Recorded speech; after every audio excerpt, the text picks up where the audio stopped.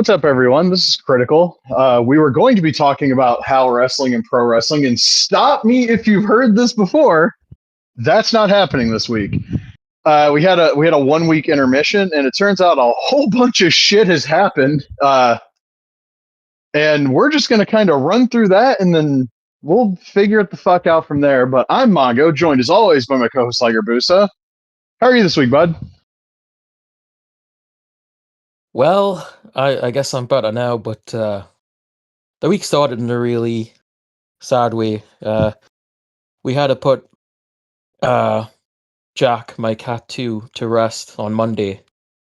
I mean, if you listen to the podcast before, you follow me on social media, he's been sick for a while. He had advanced kidney failure, and he just stopped eating, and he was very, very skinny. You know, you pick him up, you could feel his bones, and he was throwing up. And one time he threw up, and it was all red. I mean, it was basically like blood, and he was bleeding from the mouth. And from what I understand, that could be like they develop mouth ulcers.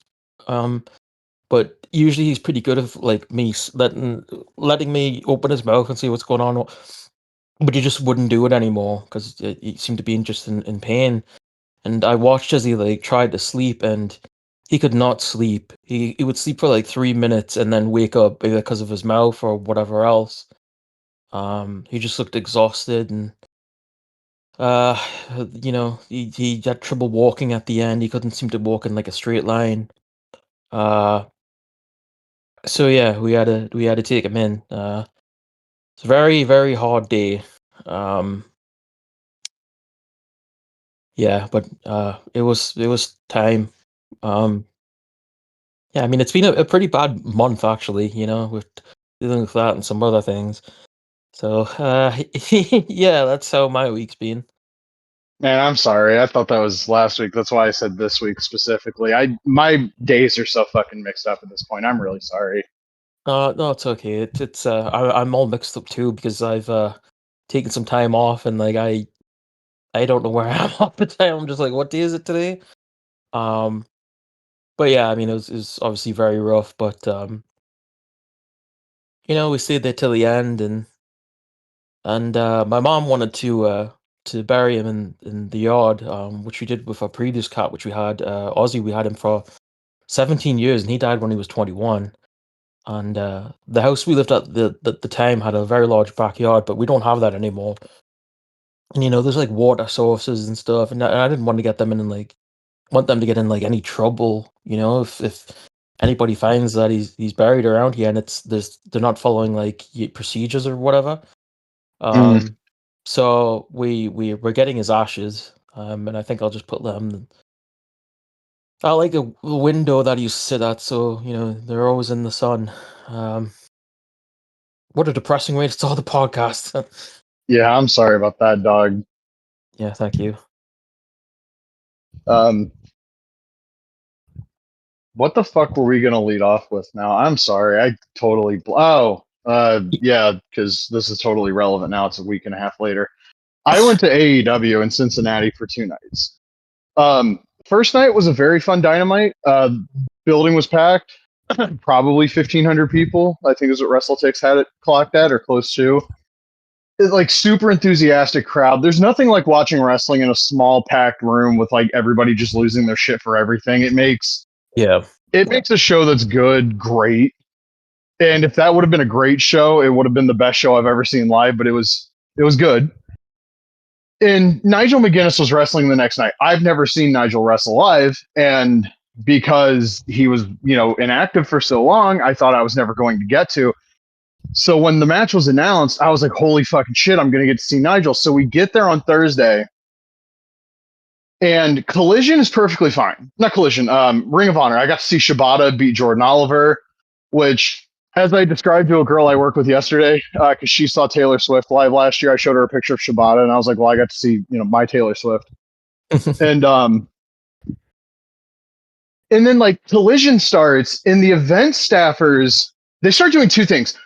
They start walking, like patrolling our area way more than they did the previous night. But then they also start standing directly in front of us during the Death Riders tag. which, That's fun. whatever, but like that's one of the two big matches on the show, right? Yeah. And this fucker stands in front of us for like a minute and a half. Like I clocked it in my head. Out of the entire match, I missed like maybe 4.5 minutes of the match. And hmm my friend that I was with was like, fucking like, move, fucking just get the fuck out of the way. And if I would have known how things were going to go about 15 minutes later, I would have left my seat, tapped him on the shoulder, and went, hey, no disrespect intended. I just want you to know I paid to see the wrestlers, not you. Can you please fucking move? But during the Death Riders match, these event staffers are just walking up to people. And I realize now the entirety of their staff was concentrated on the level of the balcony I was sitting in. And if they could get to you if you were on the lower balcony, they would like reach like, hey, tell that person. So they start going up to people like, hey, no pictures, no video. If we have to tell you again, you need to leave. Which was confirmed by my friend who went up to the guys that were sitting next to us the previous day. And they're like, yeah, we were just told we were going to get kicked out. Honestly, we're thinking about leaving. And he comes back down and tells me, and I'm like, well, that's fucking stupid. So I go, like, I get my phone out. I'm not even taking a fucking picture. My phone is in my fucking hand. I am clearly, I think it was when I fucking made the post on Blue Sky about like, oh, they're telling people no pictures, no video. This guy comes up to me and says, hey, there's no picture, no video. If we catch you again, you're going to be thrown out. And I was like, it was apparently more polite to some other people in my section, but it wasn't to me. And I just looked at him and I was like, okay, so just to clarify, I paid my money to see Nigel McGuinness in the main event. So if I take a picture of him during his entrance, I'm not going to get to see the main event. And the guy went, yes, you will be forced to leave. And I was like, I'll save you the fucking trouble now. And I said something else to him before that, what I don't exactly remember. No, you know what I did? I said, well, that wasn't a fucking problem yesterday. Because I have like 60 pictures from the previous night. And he starts to say something else. And then that's when I say, like, you know what? I'll save you the fucking trouble. We'll just go. And the guy walked away. Like, he didn't say anything to me. He walked away and I see him conversing with somebody else. And I just looked at my friend. I'm like, you want to just fucking beat traffic? We'll be home before the fucking taping's even over. And he was like, yeah, let's go. And Jeez. Like, that's fucked up. Like, why? You know? I sent an email and I sent, like, I called the fucking venue and left a message like, I need somebody from the building to call me because this is like inexcusable. And they told me to send an email. I have gotten no response to the email, which I didn't expect one anyway. Mm. And somebody's going to hear this and go, well, why didn't you just stop taking pictures? Because pictures are a fucking important part of the experience. I want to be able to look back at that and go, oh, yeah, no, I saw Nigel. Like, look at this. I saw Nigel. Or like I have a picture of Shibata and Jordan Oliver kind of like getting ready to like lock up. Like I saw Shibata beat up a shithead from GCW. That was pretty cool. And someone was like, well, maybe it's just venue policy. Well, it fucking wasn't on Wednesday night. And it can't be an issue of AEW saying don't take pictures of stuff that's taped, because there were a bunch of pictures and videos of fucking Ace Austin's debut. None of them were from my section. Mm-hmm. They were from the sides and on the floor where I didn't see people being harassed by staffers. And like, I said it to one of my friends. I'm sorry, I didn't mean to cut you off. No, I understood Ring of Honor having a no picture, no video policy when they were like recording shows for DVDs, because if you pull out your phone and you fan cam a main event of an ROH show that's on DVD, you just screwed them out of $20. Right. AEW is not being screwed here. This is a show that's going to be on fucking national television. They're losing nothing. I mean, even if it was a case where they don't want like spoilers to get out there or whatever, it's 2025. I mean, there's gonna be reports everywhere. So like, what difference does pictures matter? You know. And not only that, if it was an AEW policy change, it should have been communicated over the microphone by the ring announcers, which is why I'm honestly really convinced it wasn't an AEW thing. And I got to tell you, of all the venues I've been to in my life, that's the easiest one to access. You get on I-75, and you ride that bitch straight to downtown Cincy. The parking garage, you don't even need the garage. You can park in like the part that's just like a parking lot next to the garage, and there's a ramp you can walk up. Now they had barricades set up, and I just kind of walked by them because fuck you, it's right here. Like the easiest venue to attend. And then the staff completely nuked the experience on the second night, to the point that I will say straight up publicly, if you consider, not that I think anybody from Ohio listens to the show, but if you ever consider going to any sort of event at the Andrew J. Brady Music Center in Cincinnati, fucking reconsider. The staff are fucking terrible, and they were not AEW event security. These were people that had the MEMI, which is the company that owns the venue. They had that on their shirt. I'm like 90% sure I saw the logo. So this was venue staff being just complete fucking pieces of shit. And it doesn't even matter why at this point. I didn't watch a second of Collision because why the fuck would I? And I didn't even watch Dynamite on Wednesday. And this, again, it's not AEW's fault, but like that experience left such a fucking bad taste in my mouth that I was like, maybe I'll get over it by the time the fucking pay-per-view rolls around Sunday. And, you know, I'll be watching. I saw the pictures of the cage setup they're doing. It's just WWE War Games, which I think is really fucking lame. Was it? I didn't get a good look at it, but it looked like the cage was like on the ground, separate from the ring, sort of like what New Japan does. Maybe I'm wrong. I didn't get like, all I saw was like kind of the way it was set up. Let me take a look here real quick. Just quickly from what I saw, I didn't spend too much time looking at it. It looks like it ends at the apron. It looks like it's just a bigger version of the regular like cage that they use. Gotcha. So I guess we're not getting blood and guts this year. This is the replacement, which honestly, you know what? You're gonna have 17,000 people in the building for that. I'd run the big 2 fucking ring cage match too, honestly. Why didn't they just call it blood and guts? I guess because there's no roof. On it. Yeah. Yeah. Although for Christ's sake, like in Blood and Gutsy, we're fighting on top of it, so kind of defeat the purpose of the roof at that point. Yeah, the roof really has never really mattered. No. I did watch the UFC pay-per-view last Saturday. I did not pay for it because I'm not paying $100. Fuck that. I wouldn't give UFC money anyway.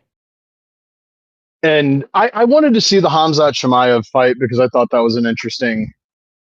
Like, can Dricus du Plessis fucking do anything about the wrestling? Turns out he couldn't. He got like just wrestle fucked for 5 rounds, and I had never seen a fight in my life that I actually would have scored 4 straight rounds, 10-8. But when that 4th round was over, I was like, there's no argument. Apparently the criteria has changed, and so he didn't do enough damage for it to be a 10-8 in all 4 rounds. But if you hold a motherfucker down for like 23 minutes or whatever it was out of a 25-minute fight, and you're landing shots, even if they are ineffective, I don't see an argument for it not being 10-8. That's an exceptionally dominant round. The main card was really good. They're 2 straight spinning back elbow finishes, which I guess, you know, is foretelling Jericho returning to TKO in January. But it was a very like enjoyable show. There was no like right-wing bullshit that I recall being shoved directly in my fucking face, which was refreshing. Because every other time I've popped in on the UFC in the last like 2 years, it's just been suffocating. I mean, Rogan was there, but I wasn't paying attention to like 99% of what he said anyway. Which I bring this up, I guess, to mention that they struck that like insane fucking deal with Paramount Plus, which, let's be perfectly honest, that deal happens 2 days after the merger is finalized. And that merger may or may not have been brokered at a UFC event where Trump sat 2 seats away from the Ellisons. Oh, probably. Connect the fucking dots. But a couple of things I thought interesting. 4 simulcasts a year on CBS, which is obviously going to include the White House card. It's probably going to include the Madison Square Garden show that they do every November. Obviously, the big show, and they're going to do either January or Super Bowl weekend, which might be in January. I don't know when the Super Bowl is happening next year. And then I guess if you move International Fight Week to Q2, there's your other tentpole one. But all the numbered events, the random fight nights, those are all going to be on Paramount Plus. They did say they're not going to be raising the price for Paramount Plus. We'll fucking see. It's a lot easier to swallow the Paramount Plus bill when they have, Cheers and SpongeBob.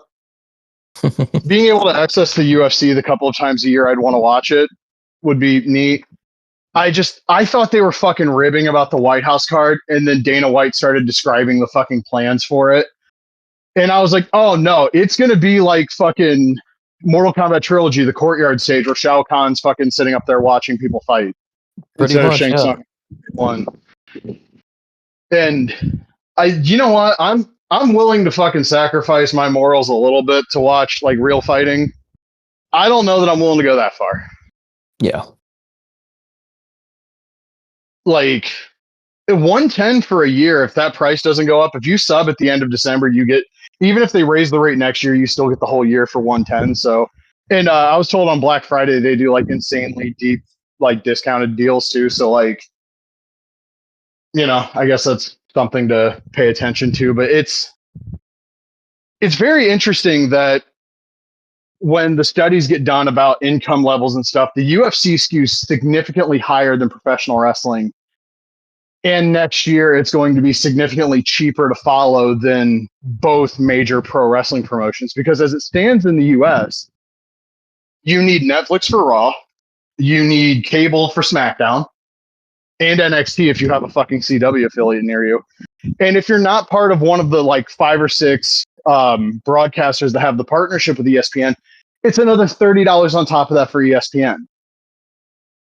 Like you're literally looking at like $150 a month just to follow WWE.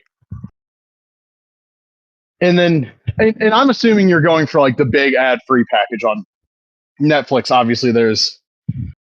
Oh, and then there's Peacock for Saturday night's main event. They got kicked the fuck off of regular NBC. And AEW Max is like, what is it? It's like 8, 17, and 22. So you have whatever that is plus another 50 for the 9 pay-per-views they run. So there will be months where you could break it down where AEW is cheaper to follow, where they don't have a pay-per-view.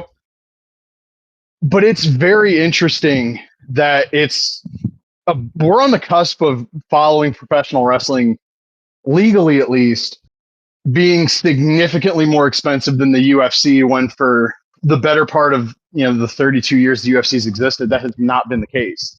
Right. UFC has always been more expensive. MMA in general, outside of like Bellator when they were on Spike and they weren't in the pay-per-view business, but like it's a very interesting shift. And I guess Zuffa Boxing might land on Paramount too, which, I mean, when you're valued at $6.9 billion and you made a $7.7 billion deal and you just made a $1.5 billion deal to keep South Park, I mean, how much more money the Ellisons are like one of the richest families in the world. They can pour as much money as they fucking want. It doesn't matter. But very interesting times ahead. Especially if Luke Thomas has a fantastic video on his channel about how fucked boxing is with all of the damage they're trying to do to the Ali Act. That's basically going to guarantee that Zuffa can have a monopoly on boxing in the US the same way they do on MMA. And if we're being honest, you can't call the WWE anything but a monopoly. They're employing, like, if antitrust was a thing in this country, WWE's counter programming would not fucking be happening. No chance. And they've done it with MMA. They've stomped out any chance of. I mean, maybe PFL gets a better deal from ESPN if ESPN decides they want to stay in the MMA business, but they're in bed with WWE now. So how preferential are you going to be to the PFL? Yeah. Especially if the rumors are true that what is it called? The Dana White Contenders Series and The Ultimate Fighter might be staying with ESPN. And can I just say, I don't understand the point of The Ultimate Fighter at this point when the Contenders Series is basically just what Ultimate Fighter was 20 years ago. Like the actual feeder system for the UFC. Why do you fucking have Tough? What purpose does that serve? Does anybody watch it? I haven't heard anyone talk about that show for years. Yeah, me either. Like, even when I was still like actively following the UFC, I didn't hear shit about the last season I think I heard anything about was the one where Ronda Rousey and Miesha Tate were coaches, and that was what, 2013? Something like that. Yeah. Yeah, so like, what the fuck? But it's going to be interesting to see what they put on that January card because I was talking with my friend Eduardo, and I was like, what fucking major stars do they have that would actually do like a big number on CBS for the simulcast? Like, they're clearly saving Connor if he does fight at all for the White House card. You can't trust John Jones. I wish they would just stop acknowledging John Jones. We all need to move the fuck on. So like, I made the joke: just pay GSP and Anderson Silva $20 million a piece, and let's run back the fight everybody wanted 15 years ago. I say run it back. Let's just run the fight people wanted 15 years ago. Because, I mean, Ilya Tapori is a big star, but he's not like, they have no mainstream stars. And for all the talk, I listened to Mark Shapiro talk about how cyclical the UFC's business is. Like, you don't have anybody that's on the verge of being that like GSP, Brock Lesnar, Conor McGregor, Ronda Rousey level star. You have nobody. It runs on the brand name alone, as WWE has for several years. Yeah. And unlike unlike UFC, WWE actually has fucking stars. Yeah. Yeah. So interesting thing to watch. Apparently UFC 6 was slated for this year. It might have been pushed back to next year now because if it was coming out this year, the marketing push would have probably started because I think I'd read Mike Strauss saying it might have been set for October. That might have been somebody extrapolating from something Mike Strauss said that he didn't actually say, but trying to read between the lines. Fuck, what else is happening? Oh, do you want to just talk about Powertown real quick, and then we can just kind of free flow through all the other bullshit. Okay, sure, yeah. Okay, so Greg Gagne did a podcast, and he claimed that Powertown were selling out 10,000 units at $75 a piece. Correct me if I'm wrong. The only time Powertown was sold for $75 is from the company they were partnered with, the Wrestling Collection, right or wrong? Right. Okay. He said scalpers bought all of the figures, so Powertown didn't make any money off of them because the figures were selling for over $1,000 on eBay. That's not true. This got fact checked by the majors. Some of the figures went for $200. Yeah, but sure. not even a complete Powertown set went for $1,200, much less an individual figure. No. And he said, like, oh, give it 2 months. You know, we're going to explode. We've got deals with Walmart and Target, which the majors went a little bit harder on them this time. Brian Myers is still a spineless piece of shit. Matt Cardona still let up off the gas at the end. But Cardona said that would be news to fucking me. And I think it would to all of us because there would have been a retailer leak. Well, didn't they originally say that before, and then it turned out like it was supposed to be for merchandise, which still didn't even get into those stores? Yeah, but Rosenthal also said to Wrestling Figure News they were talking with like Amazon and Walmart and Target, and there were going to be retailer exclusives, which never ended up happening. Right. And apparently, Powertown T-shirts are popping up on AliExpress and Temu. And as Kyle Peterson speculated in his video last week, if the factory doesn't get their money, you're going to see those Powertown figures, the ones that we all paid for, on Temu and AliExpress. And that eBay account, yeah. And then Greg Gagne says, well, the figures are done, but we can't get them because of the tariffs. Let me be perfectly clear. That is not how this works. Those figures would not be held at the factory due to the tariffs. Tariffs are what you pay when your product comes in. Yeah. And the guy he interviewed just sat there like a mark, fucking nodding along to everything that he said. And I was like just watching the clips, I was like, oh yeah, Greg killed this fucking brand dead. And the majors went at him for it. Kyle Peterson went at him for it. Everybody went at him for it. And then I guess old fucking Terry Allen's been emailing people and telling them you'll have your ultras by Thanksgiving, and it's currently August 24th.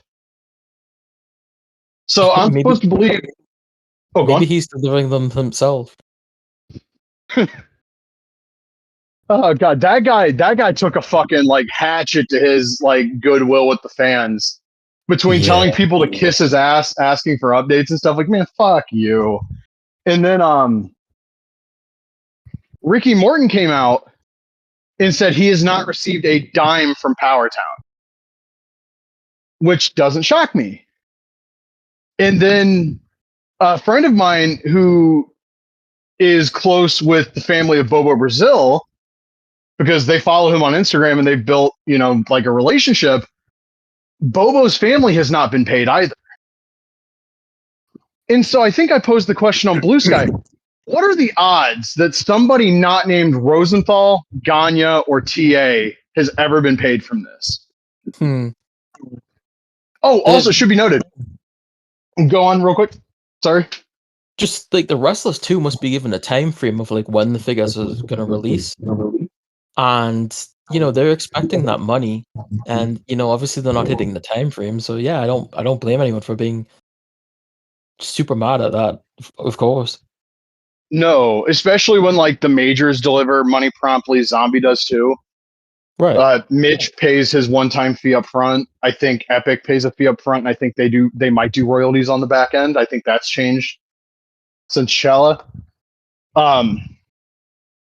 Greg also mentioned that they had to move some partners out. So I went on the website because he said they were collectors and historians. Medusa's no longer listed, which I expected because she has a Legends deal. And Thomas Kelly, TK, from the Remco Facebook group, if you listen to the early Greg Gagne and Steve Rosenthal interviews about Powertown, that guy is the whole reason Powertown exists, because he invited them to a Remco Facebook group, and Greg Gagne and Steve Rosenthal saw how much those figures were selling for. Right. And thought, no, golly gee whiz, we can make a quick buck off of that. I also noticed TK has been posting more about Figures Toy Company's old like Legends of Wrestling figures from the early 2000s and like ECW by San Francisco Toy Makers than he has about Powertown, which makes a lot of sense now. And I spent I don't even remember how long on the phone on Thursday with a firm pleading my case for them to try to get me my fucking money back. I was like, I was supposed to have all of these orders in hand last year. They made an excuse for why they didn't come in, offered new ship dates. They missed those. They offered new ones. They missed those. I fully paid my fucking orders off. I would kind of just like to get my money back, which I don't remember if I talked about this in April, but I was basically told like, oh, it's not going to be ruled in your favor. Don't bother. I reiterated that to her and she was like, no, that's not how we do business. And I was like, well, it was in April. I can fucking tell you that. So we're going to see. Because, I mean, that's like between the 3 complete sets that I bought. Well, I didn't buy a complete set of Ultra Series 2. But between those 3 sets, we're talking like $660. Jesus. Like, fuck you, man. Like, you don't have to take that kind of money from people. And the radio silence, the Fig Guys podcast calling them out, like, come on and fucking talk to us about this. They're not going to offer any straight answers. They're not going to offer any transparency. This has been a fucking scam from the start. There was never, I'll say this honestly, I'll go on the record with this. There was never any intention to fucking deliver these figures.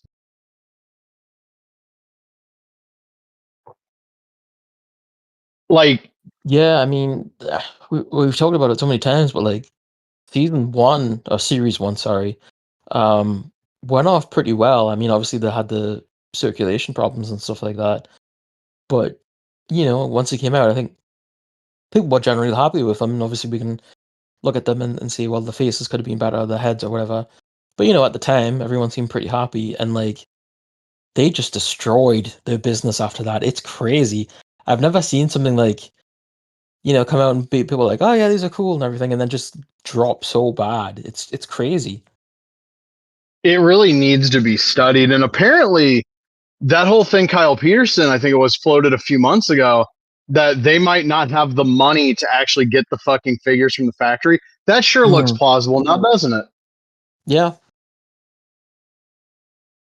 So to anybody listening to this out of our, you know, broad listener base who pre-ordered Powertown figures, if you paid through a firm, contact them. If you paid through the shop app, contact them.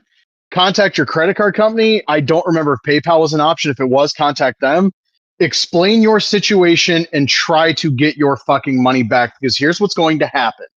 They're not going to deliver these figures. They're going to wind up on Temu or AliExpress, and then fucking Relativity Worldwide or Boomerang Entertainment or whatever the fuck company that you technically gave the money to is going to fucking declare bankruptcy, and these guys are just going to find another scam to start.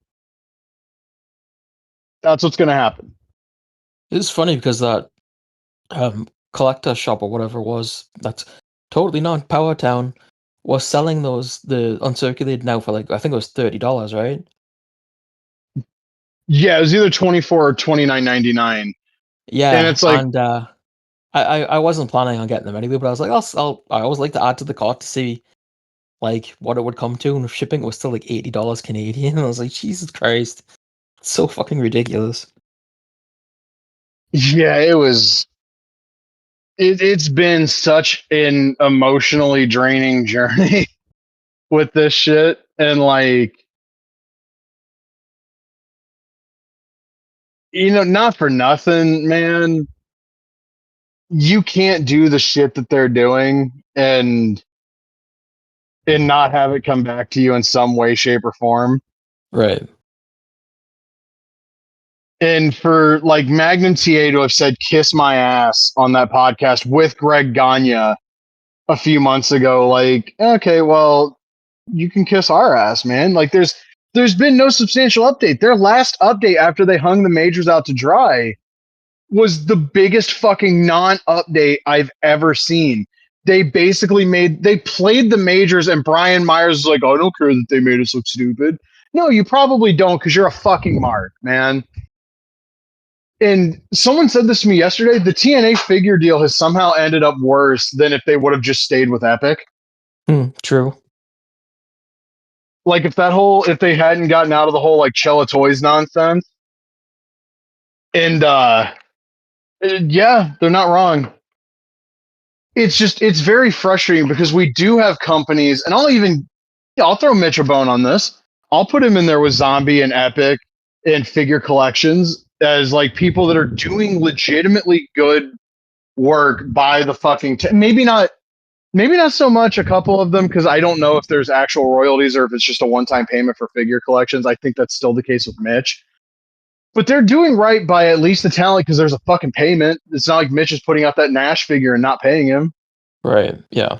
And we'll talk about that in a little bit. But like, Figure Collections paid, the Bryan Adams estate to make all of those Bryan Adams figures that I say all of them, they have the two that are out. Well, then there's the BCW announced, and I may or may not have, gotten a look at a couple of ones that aren't announced yet. But like, they're delivering those figures. I was told, and I believe Jack when he tells me this, that the BCW Hardys were being packaged this week, and the pre-orders, Jesus, English is hard. The pre-orders would be delivered via airmail within the next week, hopefully. I believe that. Yeah, there's no reason not to right now. If everything's going pretty smoothly for them, you just get these shitheads that just ruin everything for everyone, and sort of you worry to buy. It's sort of, if you don't, do some research and find out that these other companies are, doing well and doing what they said they're going to do, it can sour you on, buying anything else. Even if you do know that, it's just like, I don't want to take the chance, right? So they kind of ruin it for everyone else. Yeah, absolutely. It's crazy to me. Like, Kyle Peterson has like this weird like hate boner for Zombie, where he's like, "Oh, I really wanted Powertown to be like the new Classic Superstars line, where you get the guys the big companies aren't going to do." And it's like, may I introduce you to Pinnacle Collection Series 1, because you're not getting Abby from the WWE. Right. And you're not getting fucking Jeff Jarrett for a long time from the WWE. Jeff Jarrett's a carny motherfucker, but like, he seems to be perfectly fine making money outside of that system. Yeah. Pillman and Bundy, if you want lower quality figures, is obviously the Mattel ones. But like, we know Bad News Brown's coming, or Bad News Allen is coming in Series 2. I don't think he has a Fed deal. I don't think his family are particularly fond of WWE, although they did they did do the deal with them to get the Classic Superstars figure that amounted in one figure and him never doing anything with them again. Because I believe he actually passed around the time his Classics figure came out anyway. And that was also a Jax deal, not a WWE deal. So he was not happy with how he was paid. It was pretty disproportionate to what the white wrestlers he was working with got paid. And he has every right and had every right to be upset. Because how do you pay one wrestler $50,000 and another one $8,000? Jesus. And we know that One Man Gang is coming, and I don't think he's got a Fed deal yet. I don't think so. No. And there's Ahmed Johnson. We can pretty much guarantee. I mean, Mitch has one coming, but we also Zombie's going to do everybody he has signed as long as the deals don't expire beforehand. He's going to do everybody he's got signed as a 6-inch figure too. Yeah. He's not dumb. He's an asshole, but he's not dumb. He realizes there's fucking money to be made. So if you're going to support a 6-inch line, Mitch's line, I guess he's doing pre-order soon. I think the card back looks like AI artwork.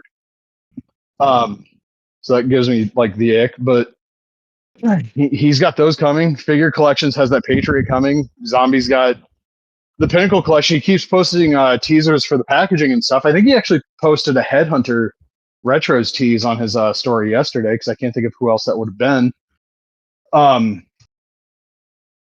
If you want to buy wrestling figures, support the independent lines at this point, and support the ones that have a history of fucking delivering product, not just talking shit.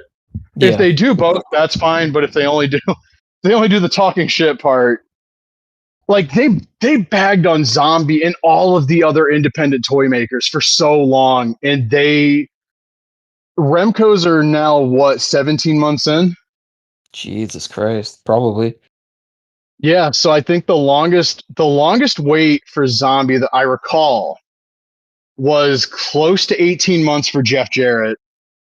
No, that was 17 months, because both of mine shipped before Christmas. They went up right around my birthday that year, and then they shipped right around Christmas. So it's 17 months. Christmas the next year. And then I think Danhausen was late 2021 for the pre-order because he broke his fucking leg. And then that got delivered, I want to say February 23. So that's 16 months, 15 months. So we're approaching longer than any Zombie pre-order territory with this fucking Remco series. And TNA is not far behind, because that was a month later. I think so. I heard about people waiting 12, 14, 16, 18 months for product, and I couldn't believe it. We put our money down up front. We put down the money to cut steel up front. That's me almost verbatim quoting Steve Rosenthal to Wrestling Figure News in February of last year, in advance of the Remco pre-orders. Yeah, I don't know really what else to say. I mean, it's a scam. Don't give them any money anymore. Yeah. What other? Oh, fucking Sam from UPW was at Gamescom, and you know what? You guys followed me on social media. You followed me on Blue Sky, and then you unfollowed me. If you're mad about what I'm about to say, don't contact Liger Boost. Contact me, and I'll say all of this again, because I don't give a shit. We did see the first gameplay footage in 2 fucking years. It was a 5-second clip from somebody standing 10 feet away from a laptop, and we saw an Acai moonsault. Congratulations. I guess I have nothing to complain about, but I actually do. Because the optics of okay, cool, you showed the game off. That's more than PWX Dave did. The rest of this was straight PWX Dave in fucking 06 or 07 at E3. Because he took a fucking picture outside of the THQ booth like Dave did, but the only thing Sam didn't do was flip off the THQ logo. Is that what I don't Dave get did? it. Yeah, there's a picture of Dave Wisnowski flipping off the THQ logo at E3. I knew he was there. I just don't remember all the details because I'm old. Yeah, no, everybody dunked on him for it too. And then I see a screenshot of their Discord, which I'm not in, and it's this fucking delusional, oh, Imagine if THQ and Aki get back together. Let me be perfectly clear, because I don't think I've actually hammered this home. Hyperfocus Games is not Aki. You can register whatever trademark you fucking want. If you are not the original team, you are not them. Like, you know what? I don't even, like, say the CZW trademark lapsed and I got the fucking CZW trademark for my backyard fed. That does not make me fucking CZW. The thing is too, it comes back to this very weird thing as we've talked about, numerous times, is like this weird, like, put all your faith in a product that you haven't played, you haven't truly seen. I just don't understand. I mean, again, maybe it's because we've lived through PWX and everything, but like these people that pop up that are like, this is going to be the best game ever, this is going to beat everything else, yada yada.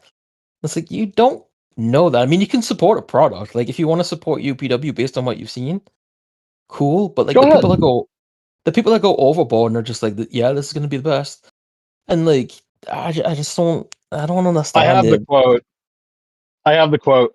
Regarding Sam standing in front of THQ Nordic, if they become the publishers, imagine how mocking it would be to Tony Khan if THQ couldn't publish a good game with AEW, but UPW, they published the wrestling game we all wanted and thought AEW Fight Forever was going to be. The reunion of Aki and THQ, even though it's a different THQ than the one that worked with Aki before, it's a different Aki too, you dumb motherfucker! I responded to that and I said, I'm sure Tony Khan will be crying with his $100 bills next to his model girlfriend. Yeah, I don't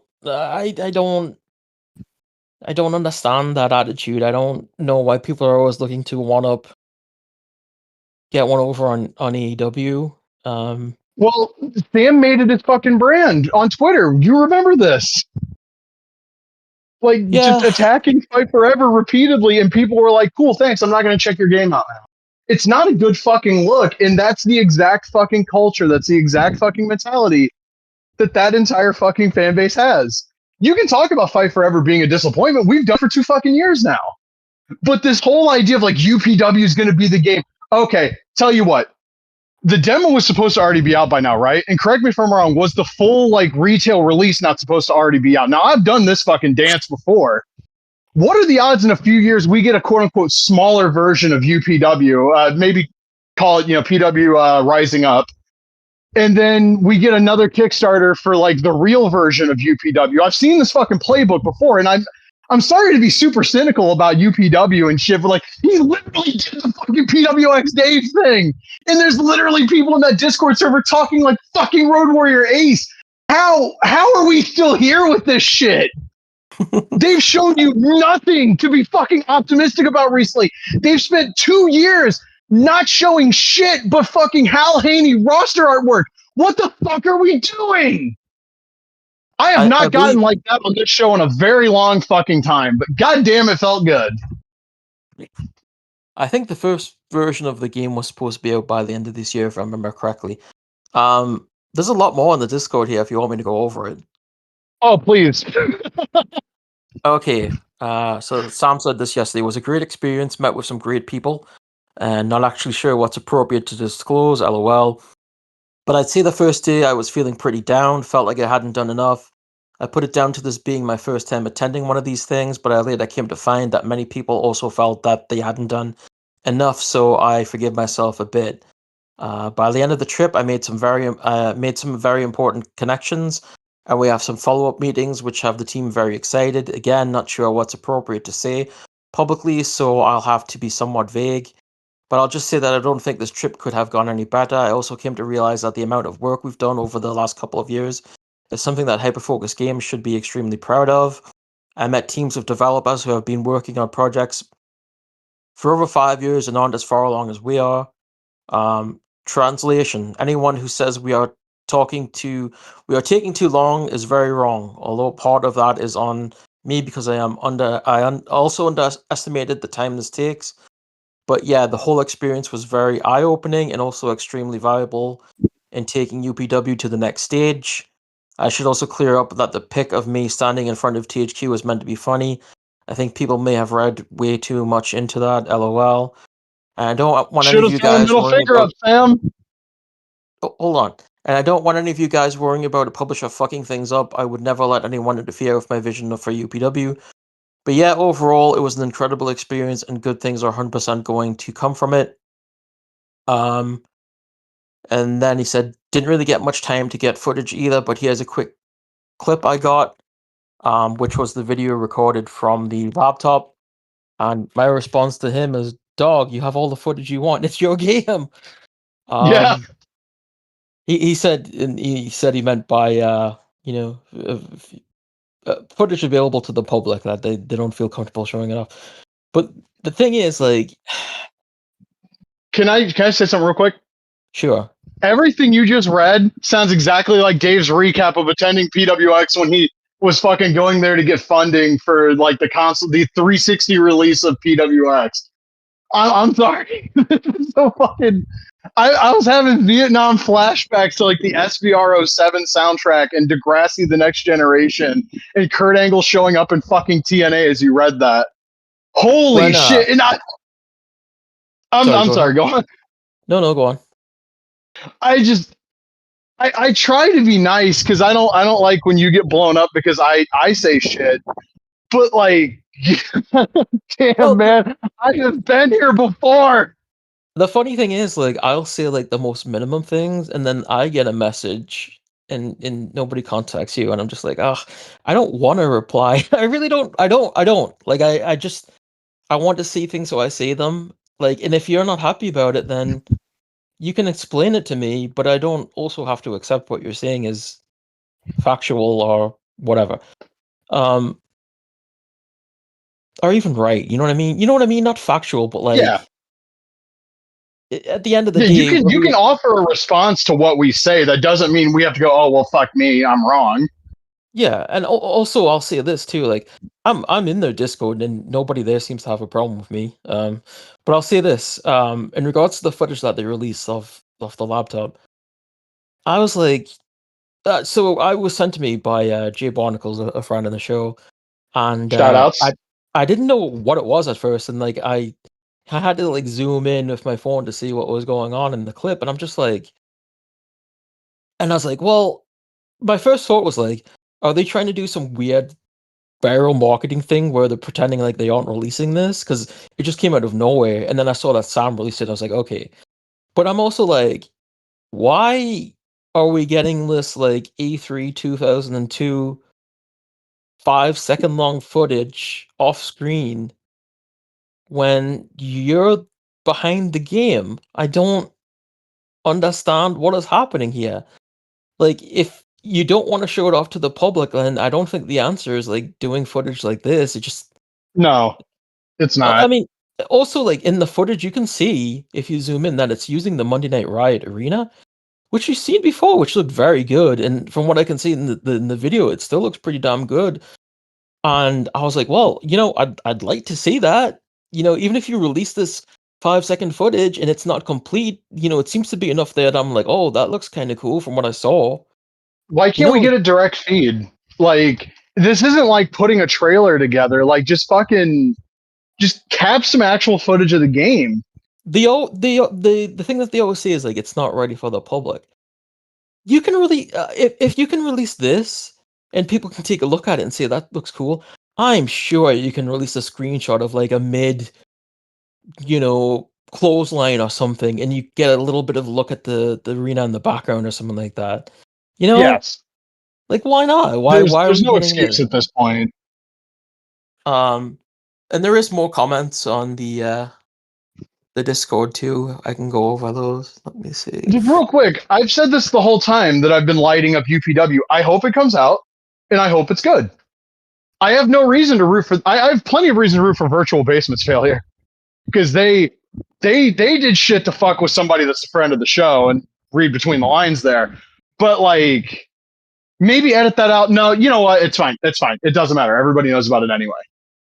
Like UPW's never done anything. I have a lot of quarrels with Sam, and I don't even think Sam's an especially bad guy. I just think sort of misguided and can be a bit of an idiot at times. So can I. But like, understand, I have seen this before. This whole song and dance we're doing If Dave could have trademarked Aki in 2007, he would have done it.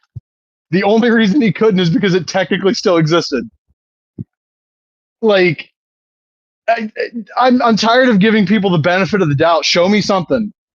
5 seconds of an off-screen acai moonsault is not something. That's annoying more than it is anything else. Honestly. Yeah. So the game will have a 3D referee, but it says we started building out a 2D ref as a fallback for Gamescom. Unfortunately, ran out of time and couldn't implement. That's fine. I haven't mentioned this yet, but we've built a fan maker each. So each venue has customizable fans. The 3D versions here are still the low poly placeholders, but we have a fully functioning fan creator that lets you customize each fan for each arena. Remember how we talked about devoting time and budget in Fight Forever to things that weren't, like really they didn't matter. It could have just been shit that got patched in later. Yeah. Yeah. I'm just going through. Yeah. I didn't mean to cut you off, but like, create a fan should be the furthest thing from their mind. Like, we know Melonbread saw the game. He's probably under some sort of an NDA. But the fact that they didn't have him go to Twitter and say anything encouraging, that's interesting. The fact that they didn't ask him to say anything about it publicly beyond like, I'm meeting up with them, is interesting. And I'm not saying that like the game wasn't like I obviously didn't see it. Only Melonbread and the people at Hyperfocus Games know that. But like, it's very strange that got talked up so much and then it kind of happened and it feels like it didn't. You know what I mean? Yeah. And also, like, I understand maybe being skittish about sending a build to like Freem, for example, because like, the concern that, it could be leaked. I don't think Freem would do that. That's not how he operates. But if you're gonna have one Aki expert, as it were, look at the game, you should probably go get the Aki experts. Like, I'd let Retro Randy take a swing at the build and see what he thinks. Freem, absolutely. SK Styles, absolutely. Like, you don't need to be implementing a fucking fan creator or anything superfluous like that. If you think the game still has, a road to go in front of it, you need to get it in front of the people that know the games you're trying to ape inside and out. Melonbread knows a lot of shit. You know who else does? Everybody I just named. And that's not I love Melonbread. It's great. But like, he wouldn't be the only frame of reference I have. Put that fucking game in AJ's hands. Freem. Like, put that game in his hands. Put that game in SK Styles' hands. Put that game in fucking Ray's hands. No, I agree. I don't know. Like, I didn't mean to turn this into a UPW bitch session, but Jesus Christ, man. No, it's just I want to support it. And like I said, like I get along with people over there, and like it's just an awkward situation because I always feel like no matter what I say, I'm gonna get called out about something. I'm not called out, but like get a response, and it's like at some point I just don't want it. I want to see footage and that's it.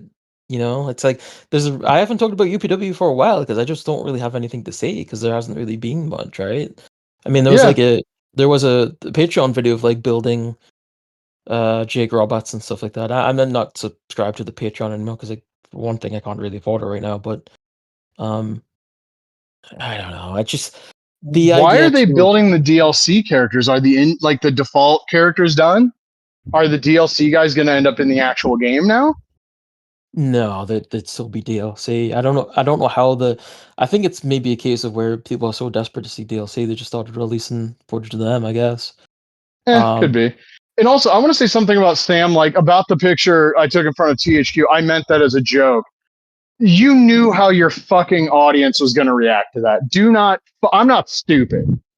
Yeah.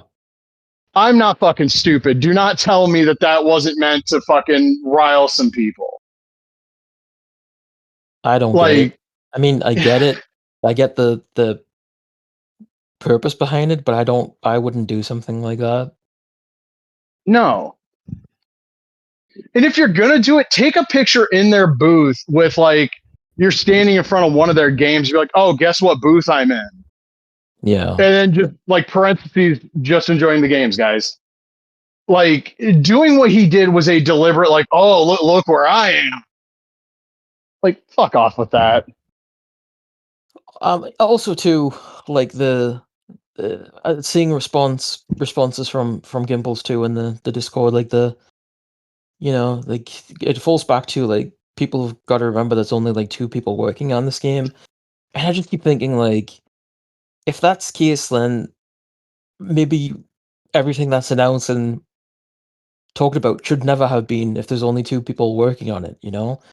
Um, Yeah. Obviously, if you want to shop this around to publishers and stuff, you have to have something to go by. You have to have something to show them. But like, I mean, the reason why there's the support for this game to begin with is stuff like all the DLC names and stuff that's been announced for it. I think maybe you could have just got off the Yaki engine itself, saying this is what we're trying to reproduce, and people would have been behind it anyway, because that's been what it's like in the past to begin with. I don't think, looking back, like the DLC announcements have done anything to help. I think they're more of a hindrance at this point because people are like, this shit's 100%. never, this shit's never coming out. It's almost sort of like a Powertown situation in a way where it's like, oh, you've announced all this shit and we're never getting it. And I also wonder too, in this situation, like, were the wrestlers that have signed up as DLC, were they provided a time frame? And originally the game was talked about coming out at the end of the year. That's not going to hit that mark. So how are they feeling about all this stuff? How many of them remember they signed? Well, some of them got so many, like signed so many different places they might not even remember. You're right. Excuse me. Because there was a story years ago about the Phil Singer Games card game where somebody brought like Road Warrior Animal his card to sign, and Animal was like fucking pissed because he didn't remember he signed on. This is Yeah. like 2 years later. Like, I mean, don't expect Hacksaw Jim Duggan to remember. And not that I'm saying like, oh, the UPW is going to get that. No, they're not going to get sued or anything. But like, I could see a couple of the old guys being like, wait, what? No, this isn't WWE, because a lot of those guys have signed WWE merch deals. yeah, and sadly, you might have cases where like a wrestler passes away before their DLC is even released. I mean, Sabu was announced, right? Yeah, and then that calls into question like you'd have to make a separate deal with the estate in theory, because that was the thing with oh, who was it that passed away recently? And not Hogan. This is like a few years ago. Somebody passed away, and Mattel were basically like, "Oh yeah, the agreement was with them. Once they passed, we have to make a new deal with the estate." Interesting. I wonder if it's the case. Maybe that's written into the contracts now. Maybe, but Maybe, like yeah. doing a contract in perpetuity with people, especially if they're still doing the revenue split thing, feels really shitty. But if it's not exclusive, whatever, who gives a fuck? Yeah. That's what I mean. If it's a contract in perpetuity that's exclusive, then that's really grimy. But if it doesn't prevent them from signing elsewhere, then whatever. The DLC sounded like a cool idea 2 years ago when we thought this game was a lot further along than it is, or was at the time. Maybe it is now. Everything I know about every other game that we have been here with tells me Sam probably is like Dave and a little too stubborn to like throw in the towel, so we'll probably end up getting something. I hope we get something. I hope it's good, and I hope it's close to what the original vision was, because with PWX, as we've seen, and I don't mean to compare them to PWX repeatedly, but motherfucker, I've seen this before. With PWX, we got Uprising, which was not even remotely what we were promised. And then we have actual PWX, which is not remotely what we were promised. And, Dave took people's money. He took people's money for years. And, that whole thing, if you bought a previous version of PWX, you get every new version for free. Well, how many of those people fucking still use those emails? That's kind of an empty gesture after a that's certain true. point. And You not that Sam would do something like that, but like, yeah, it just, this all feels fucking weird, and I don't want to see this happen again. But like, when I heard about the Gamescom stuff, I think I might have said it to one of my friends, like, it's going to be really funny when he does the Dave picture outside the THQ booth. And then somebody sent it to me, and I was like, God damn it, man. Like, that was a joke. Why did you do it? Yeah, I wouldn't have done something like that. I wouldn't even cared. Like, big deal. It's THQ Nordic. Who gives a shit? Yeah, it's not even THQ. But that one guy's like, oh, THQ and Aki back together. And then specifically notes it's not the old THQ. Like, buddy, this isn't Aki either. It's not a Japanese developer working on this game. Yeah, but you've got to remember too that people put everything behind the name, right? Like, Yes. it's the same for very much every corporation, every company. Like, the Spike of today isn't the same. It's not the company that it was when Fire Pro Returns came out. It's No. not even the same name. Really, it's Spike Chunsoft. But Yeah, they had people, to undergo a merger to prevent dying. I mean, you talk about stuff like Rocksteady and how that team's so different, and like all the original people are gone. People still think it's the same people because it's the name, right? That's just how they think of Yeah, but things. there's the rumor that I think I saw pop up on Reset Era again, that they're rehiring a bunch of people for the rumored Batman Arkham reboot, which, you know, Yeah, your point's valid. Like, the Suicide Squad team was absolutely not the Batman Arkham Asylum team. right. I mean, it's cool if you And get like some of the original people back, but will it be the same if you get a bunch of the original people back too? I do guess we is even need another it now concern. with Lego Batman? I mean, that's it looks. It apparently that's bigger than Arkham Knight as well. Yeah, we should talk about Gamescom, because I thought that Gamescom was a thoroughly uninteresting event, which is kind of what I thought about Summer Games Fest. Um, Pretty much. I was at work for a lot of the Gamescom festivities. The big thing to me, honestly, was the Halloween game being announced and seeing that it will have a single player component. What that's going to entail, I don't know, honestly. But they're talking about like an immersive story mode. We have a lot of details about how the multiplayer is going to work. I saw a lot of people dunking on it because Gunn are involved, but it's actually being developed by Ilphonic, who did the Friday the 13th game. Right. And there's all of the game's only going to last for like a year. Okay, but single player. I've been saying for years, I'm tired of all these games being asymmetrical multiplayer bullshit. Give us a single player component. Not having that in the Texas Chainsaw Massacre sucked. Yeah. Like, once these servers go down or they stop supporting these games, or both happens, honestly, like, you don't have anything left. You have something you paid $60 for that you can't do a fucking thing with. If there's at least a single player, even if it's offline against bots, you still have something, or even local co-op local multiplayer, you still have something you can fucking play. You don't if it's just purely online. So I'm interested. I like that it's sticking closer to the original Halloween, because Carpenter's involved and he fucking hates everything that came after. There was Uh, a post I read, and I think it said that for horror games, it should be more like Alien Isolation instead of Dead by Daylight. And I was like, yeah, that's it'd be a nice fucking start. yeah, because I mean, we've seen it; they're all pretty much the same at its core, right? I mean, Dead by Daylight did start that genre of like, he has this horror game with a slasher, and you pick up a team of people, and it's been the same thing every time. I mean, even there was a Killer Clowns from Outer Space game that was like the same thing. Um, so yeah, it would be nice for somebody to like mix it up and do something different. Um, and I think maybe the Hellraiser game is that, because that seemed like a first person single player adventure, which seemed pretty cool from what I saw. Yeah, I've seen the trailer. That's some neat shit. Yeah, it also seemed very retro too.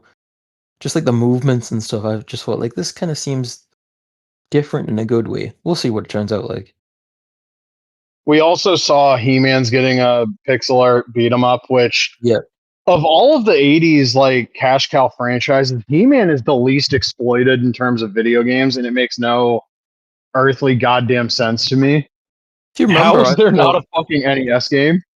yeah, if you remember, I thought there was one before like a beat 'em up, and I think it was on mobile if I remember correctly. That sounds right. Yeah, and Yeah, there might have been like a Game Boy Advance game for like that O2 series, probably. Yeah,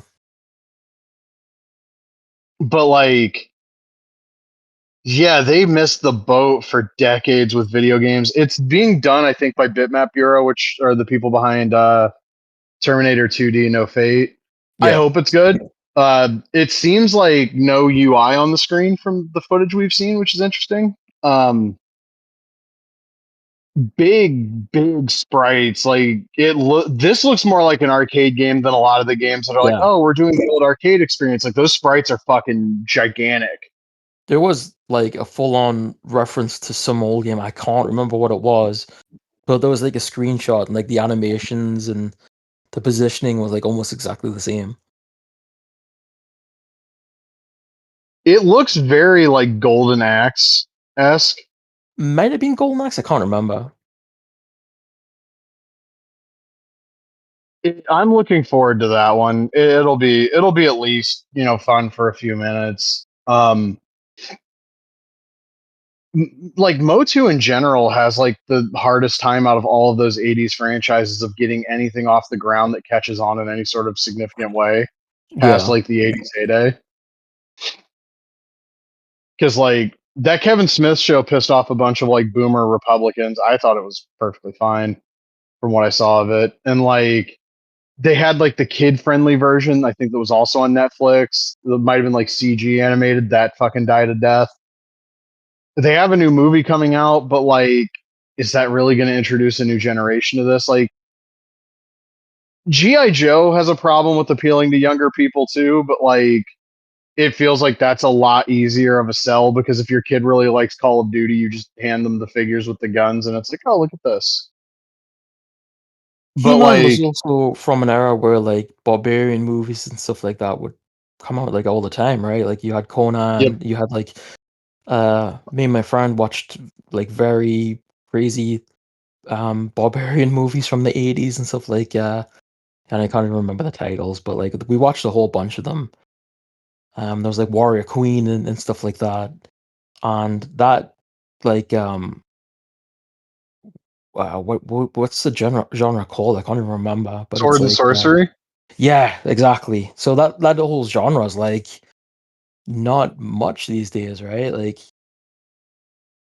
I wouldn't even consider like Game of Thrones as to what I'm thinking of because I think of like like barbarians and shit like that and shirtless dudes and women not wearing very much and well I mean I guess Game of Thrones is like that, but it's not like they're like chainmail and all this shit and I just think of like Conan like and shit like that. So I think that that genre in particular is like not very popular now, at least with young people. So I think it is a hard sell, something like He-Man, which is so obviously from a different era.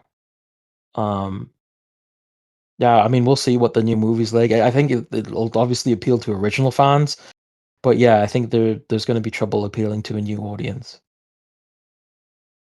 Yeah. Also, I didn't notice this when Octopath Traveler Zero got announced, but there's a Square Enix developed, Team Asano developed HD 2D Zelda clone Oh coming, yeah, I and remember seeing that. it's got a Switch 2 demo. Um, no idea how long the demo is going to be live, but this looks fucking incredible. It's coming to everything: PS5, Xbox Series, Switch 2, and Steam. I would say no word if it's going to be Steam Deck compatible, but like if one of these HD 2D games can't run on the Steam Deck, we've hit a fucking wall. Yeah. Like genuinely. Um it's funny because I always hear people talk shit about like, well, Square Enix is cooked, and they have that Octopath game coming out this year. They have that Adventures of Elliot game coming out next year. They have the Dragon Quest remakes coming out. People really liked the Final Fantasy VII remake, but even if you divorce it from that, they have a bunch of the pixel art stuff, and it's all like baseline really fucking good. Like the old Square is still fucking in there. You just got to get past the big budget shit. Yeah. Oh, also, we got to talk about the Xbox Ally because that was the thing at Gamescom. The price leaked. The base level one is $549, which I think is fucking mental. Because you're putting that up against it's $50 less than the 1 terabyte Steam Deck OLED, and the specs are not so different that I wouldn't just tell you to grab the fucking Steam Deck anyway. Mm-hmm. And then the big one, the one that is stronger than the Steam Deck OLED, is $899. And I've seen a lot of discussion, huh? I said gross. Yeah, it's ridiculous. And people have talked about, like, we talked about the PS6 handheld last time, and I think I said like they need to price it competitive to the Switch too, because that's the market Sony's trying to be in. We now know that the Xbox handhelds, and we probably already knew this if we were being honest with ourselves, but the Xbox handheld is 100 fucking percent trying to be a handheld gaming PC. They do not give a fuck about living in the console space anymore, which is why I think that next gen Xbox is going to skew way closer to like a customized gaming PC. And I'm telling you, just based on this, I don't think it's unreasonable to think that the higher end Xbox console for next gen could hover around $1,000. I hope I'm wrong, but with the way everything's pushing, the PS5 just got a price hike. Yeah, wouldn't you say that handheld PCs are a different market than the Switch 2? Yes. Yeah, they're not trying to compete with the Switch 2. Oh, right, yeah, and Switch 2 is like a very family friendly, you know, you pick it up and it's a basic setup and then you turn it on, you're good to go. And I feel like the people that are buying handheld PCs obviously want those emulation options and all this other stuff, other than just playing games for it. And as you said, like I think the better option is just going to be if you're somebody that's looking for a handheld PC, then I think you would think that they would most likely be looking for a Steam Deck. I just don't. Yeah. I just don't know why. Like, if I'm thinking about PC, do I want to go with Steam or Xbox? I'm thinking that I want to go with Steam because obviously Xbox is integrated into PCs now too, but it's like it's just not the same. So I don't know. I think Microsoft will be. I just don't see them their future in consoles at all. Like I think it'll be a Sega situation where they just become a publisher. I mean, we're already halfway there, right? Gears of War is coming out on the PlayStation. Right. Yeah, I mean, it feels very much like we're already going down that road. If I was them, I'd just be like, ah, fuck it. Like, let's do it already, because I don't think anyone's gonna. I don't think their position is gonna change in the quote unquote console wars. You know? No, it's crazy how they were like the distant number 2 with the original Xbox. They dog walked that console generation with the 360 until the Switch, or not Switch, the Wii came out. The Wii was the undisputed winner of that console generation. I think by the end, the PS3 might have gotten close. I don't remember. I could look it up right now, but the PS3 got close to selling as much as the 360 is my memory of it. And then like they fucking just they took a crowbar to all of that goodwill with the Xbox One. Yeah, definitely. And they've never recovered. I think with Xbox too, you look at like the design and the UI and stuff, and it all like the Xbox 360 felt like, for lack of a better word, like alive. It felt like some genuine like passion was put into it, and everything else after that just felt like dark and gray and like he has a black box, just play it. And it just felt like there was a lack of passion and care put into everything they released after the 360. So the PS3 actually outsold the 360, so they were number 3 in that console generation. Oh wow, okay. That I thought, okay, so it's 87.4 to 84 million. I thought you just flipped the two numbers. I genuinely thought the 360 was the number two. So they've never actually been number one. Yeah, That's crazy. and I think they're worse off now than they have been before. So get out of the consoles, Xbox. So according to this chart I'm seeing, the Series X and S is actually, and that's two different SKUs, so this feels a little disingenuous, but it's outsold the original Xbox by like 4 million units. Oh, okay. I don't So like them. like, Let's just say that. Like I have them and I'm just like, oh, I don't really want to touch this. yeah, I didn't like the design, and apparently the Series X it's in the weird situation where I've heard described as being more powerful in some regards than the PS5, but only some regards. Um, I'm going to be really curious to see how Metal Gear Solid Delta performs on the Xbox because the PS5 version is fascinating. Apparently, the PS5 Pro version just locks you into this hybrid performance and fidelity mode. So it doesn't run the jungle segments as well as the base PS5. Oh, awesome. Apparently, performance mode on PS5 just does not stick at 60 FPS. Apparently, Rosvet, the red brick warehouse, early in the game, you can dip below 40. If you trigger an alert and gunshots start going off and barrels start exploding, you can dip a few frames below 40. Apparently, it doesn't even hold 60 inside the lab in Granini Gorky, which it's super disappointing to me that game has performance issues, but I'm not surprised. This is that's this console generation. The technology has greatly outpaced the fucking platforms it's allegedly targeting, and it is bottlenecked. When you can't do just a literal translation, like an Unreal Engine translation of a PS2 game, we have a problem. Now, having said that, I haven't seen anything with it that looks unplayable. It's not like, oh my god, I'm running across the bridge in Dolino Vodno and the frame rate hit like 28 FPS. Like I would be losing my shit over that. Yeah. But also me even just being like, well, it's not that big of a deal that it doesn't hit a consistent 60 in performance mode. That just speaks to where we're at. And like I see no reason this couldn't have been a fucking Unreal Engine 4 remake. Shit would have fucking been able to run. But I get it because you want to show off the lighting and stuff of UE5, and Which is funny because like from what I've seen, like a lot of the lighting from the original game is like missing, like the atmosphere. people are mad that it doesn't have the piss filter. I know that. Like that's been a point of contention the whole time. And I know they have like the different color timing options, and one of them kind of sort of mimics the piss filter. The way I always looked at it is like this is like you get a 4K scan of a movie, and the color timing's different.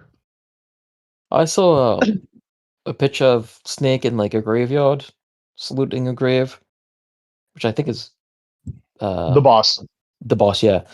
And like in the original, it's like sort of like misty and a little like cloud like and sunlight. Like a lot of it's covered in like sort of whiteness.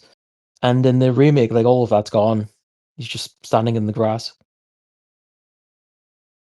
Yeah, yeah. There were decisions made. The biggest argument I saw was like, oh, it doesn't have the sepia tone anymore, and like I literally bitched on this podcast about Nightmare on Elm Street getting a shitty transfer where they changed the colors. Yeah. Sometimes it's bad, sometimes I don't have an issue with it. My biggest issue is like none of this allegedly has the day one patch. So when the day one patch drops, will the performance be fixed? Can they patch? Can they patch it to where it performs better on both base PS5 and Pro? Obviously, this rules out the fucking Steam Deck. Mm-hmm. You're not going to be able to play this on the Steam Deck. There's no fucking way. Even if they give you like FSR and frame gen, and like if they give you all the frame gen options in the world in like a hyper performance mode where you can drop everything to like butthole quality, I do not think this thing's running on the deck. And you know what? Honestly, I'll say it. That's a big problem with a lot of like AAA games. You need to start thinking about optimizing your shit for handhelds. This is where we're going. Whether you like it or fucking not, this is where we're headed. Because Xbox has implemented it. It's a standard. Your shit has to be able to function on all Xbox SKUs, meaning you're going to be kind of, put in a headlock and forced to make your shit run on the Ally X. PlayStation's introducing the low power mode so that developers have the ability to fucking patch their games to run at low power mode on PS5. And that was one of the big tells that Moore's Law is dead might be right about the PS fucking 6 handheld coming out.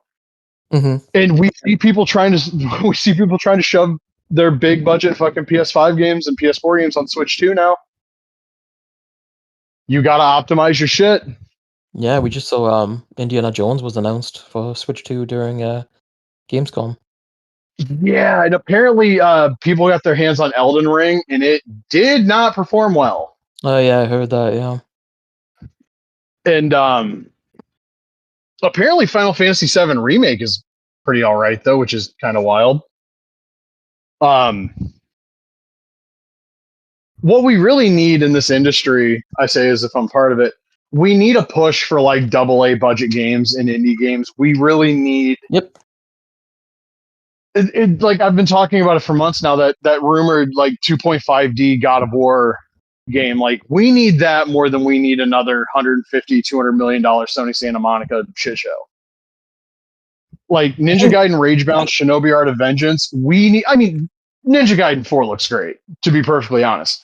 But like we need the smaller games that are at smaller price points that maybe, yes, they have a couple year development window, but they don't have like a fucking 80 million. Like Ninja Gaiden Ragebound does not have an $80 million budget. There's no fucking way. Yeah. That game does not need to sell 10 million copies to fucking make the money back. There's just no way.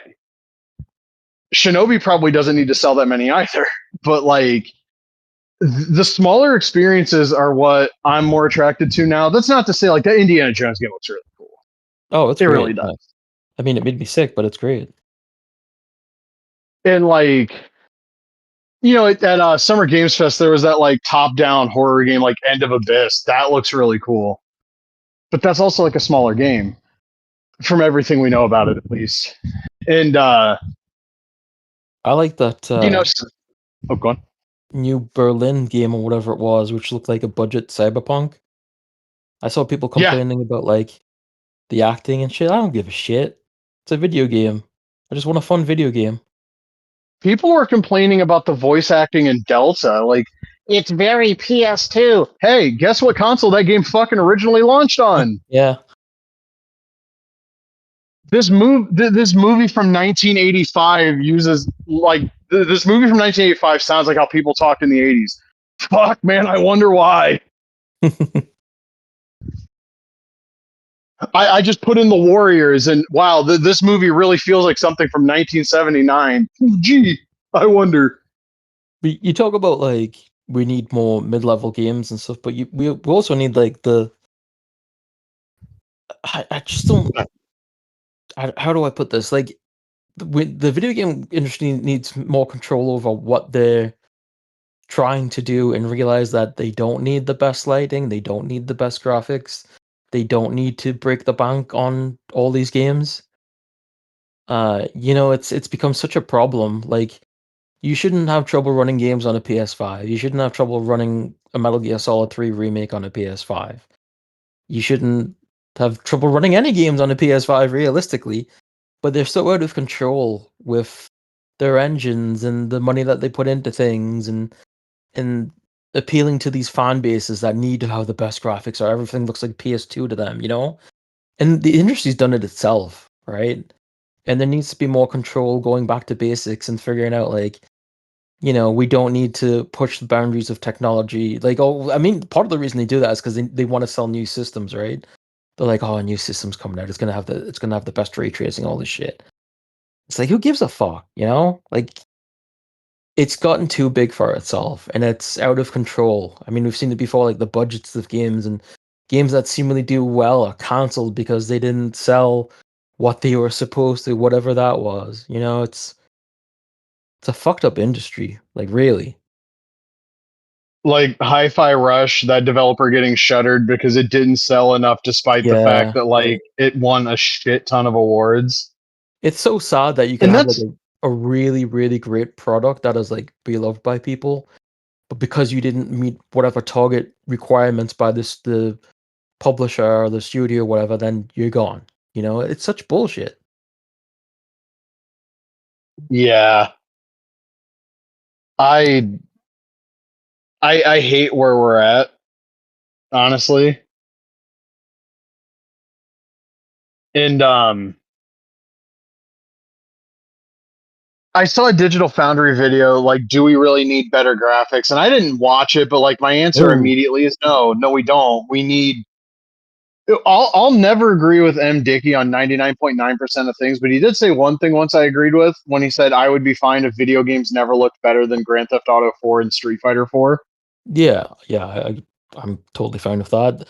Then you'd be able to get like you would think you'd get more advancements in the gameplay itself as opposed to just graphical upgrades. And it's funny because I saw like when I saw people. I think I brought this up a few minutes ago. Is people like saying like, "Oh, we need a remake of GTA 4," and I'm like, you could play the original. Like a remake, if they're gonna make like improvements or significant advancements, like cool. But like GTA 4 is still very playable. You can go back and pop that Yeah, in. And they're like, "Oh no, it's old. I can't play that now." And I'm like, "What do you mean? Like, why? It's not really that different from 5, and you're playing 5, and you're gonna play 6, which probably is not gonna be that much different either. It's like, why can't you go back and play it? Oh, it's too old. You can't play the same game for like 10 years or something." It's like, well, no, you're not gonna play it 10 years straight, but you can always go back to things. You can go back to games from PS1, PS2, and have fun with it. I just don't understand this of like, it's old, it's no good. It's like you the games are playable just like music is listenable from previous generations, just like movies are watchable, TV shows. It's possible. I promise you, young people, you can do it. I worked with a kid that like just hated the idea because he was talking about like his influences, like because he plays guitar, and we started talking about music, and I mentioned grunge, and he seemed like physically ill by the idea of that kind of music. Like, no, that's from the '90s, and I'm like, yeah, Oh, the yeah, it 90s, rules. jeez. Can you imagine the 90s? Wow. And then he looked at me and goes, "Man, how old are you?" And I was like, "Shut the fuck up. That's how old I am." But yeah, like I've never understood. There's like this insane lack of curiosity with younger people, and it bothers me probably the most in pro wrestling when like Oh yeah. everything that happens immediately after it happens, this is the greatest thing that's ever happened, and like I like when Meltzer does it too, and he's not young. He wants to be in with the young kids, but he's not. Like when Danielson and Osprey ended, like immediately this was the greatest match ever on American soil, and I was like, the match just fucking ended. Yeah, it's And a ridiculous two, no, it statement. wasn't. Why would you even It proclaim something like that without saying like I mean, even if I saw every wrestling match of all time in America, I wouldn't bother saying something like that. It's just hyperbole. Yeah, I mean you can say like this is the best match ever. Like it's fine, but like I've never done that immediately after a match that was currently happening has just ended. There's old matches I've seen where like at the end I'm guilty of it because I said it about All In as it was happening. Like this might be the best pay-per-view ever, and I'll stand on that. I don't give a fuck. But Mm. like there are matches I've seen like the first time I saw like Kobashi and Hansen from '93, the July '93 match with the fucking where he waffles him with the lariat when he's sitting on the turnbuckle. Like when that was over, I was like, that's probably the best match I've ever seen. Granted, I was like 14 Yeah. and I hadn't completely dove in yet, but like I can't imagine anything happening now where I would just like bell rings, best match ever in the US. Like that there's too much stuff that we have footage of. And Dave's whole thing of like, well, you have to watch a match in the context of the time it happened. No, I don't. Right. No, I don't. I can watch Flair and Steamboat from 1989, and you could drop that on a show now, and people would fucking the people that have a clue would think it was great, and the people that don't have a clue would be like, well, they didn't do enough. I suppose it's much easier to say something that happens today is the best thing ever if you just ignore everything that happened before it, you know? Yeah. Yeah, like this is the greatest thing that's ever happened, even though like just completely discounting the previous like 90 years of footage we have. It's so dumb. I just don't understand the forgetting everything in the past. Like, you can't enjoy a game from like 10 years ago or more because it's old. It's like, you kidding me? I thought like when one of the GTA 6 trailers dropped, like, oh, all the old heads are going to say San Andreas is better than this. Like, for one, GTA 6 is going to have a much bigger launch. Like, that's where we're at. Like, GTA 6 is going to be the biggest launch for any media, like, franchise ever. Mm-hmm. That game is going to do.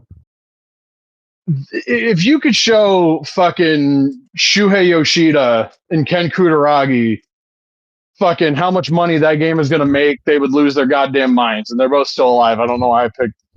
I don't know why I said Yoshida. I really just meant to mention Ken Kutaragi. Shout outs to the father of the PlayStation.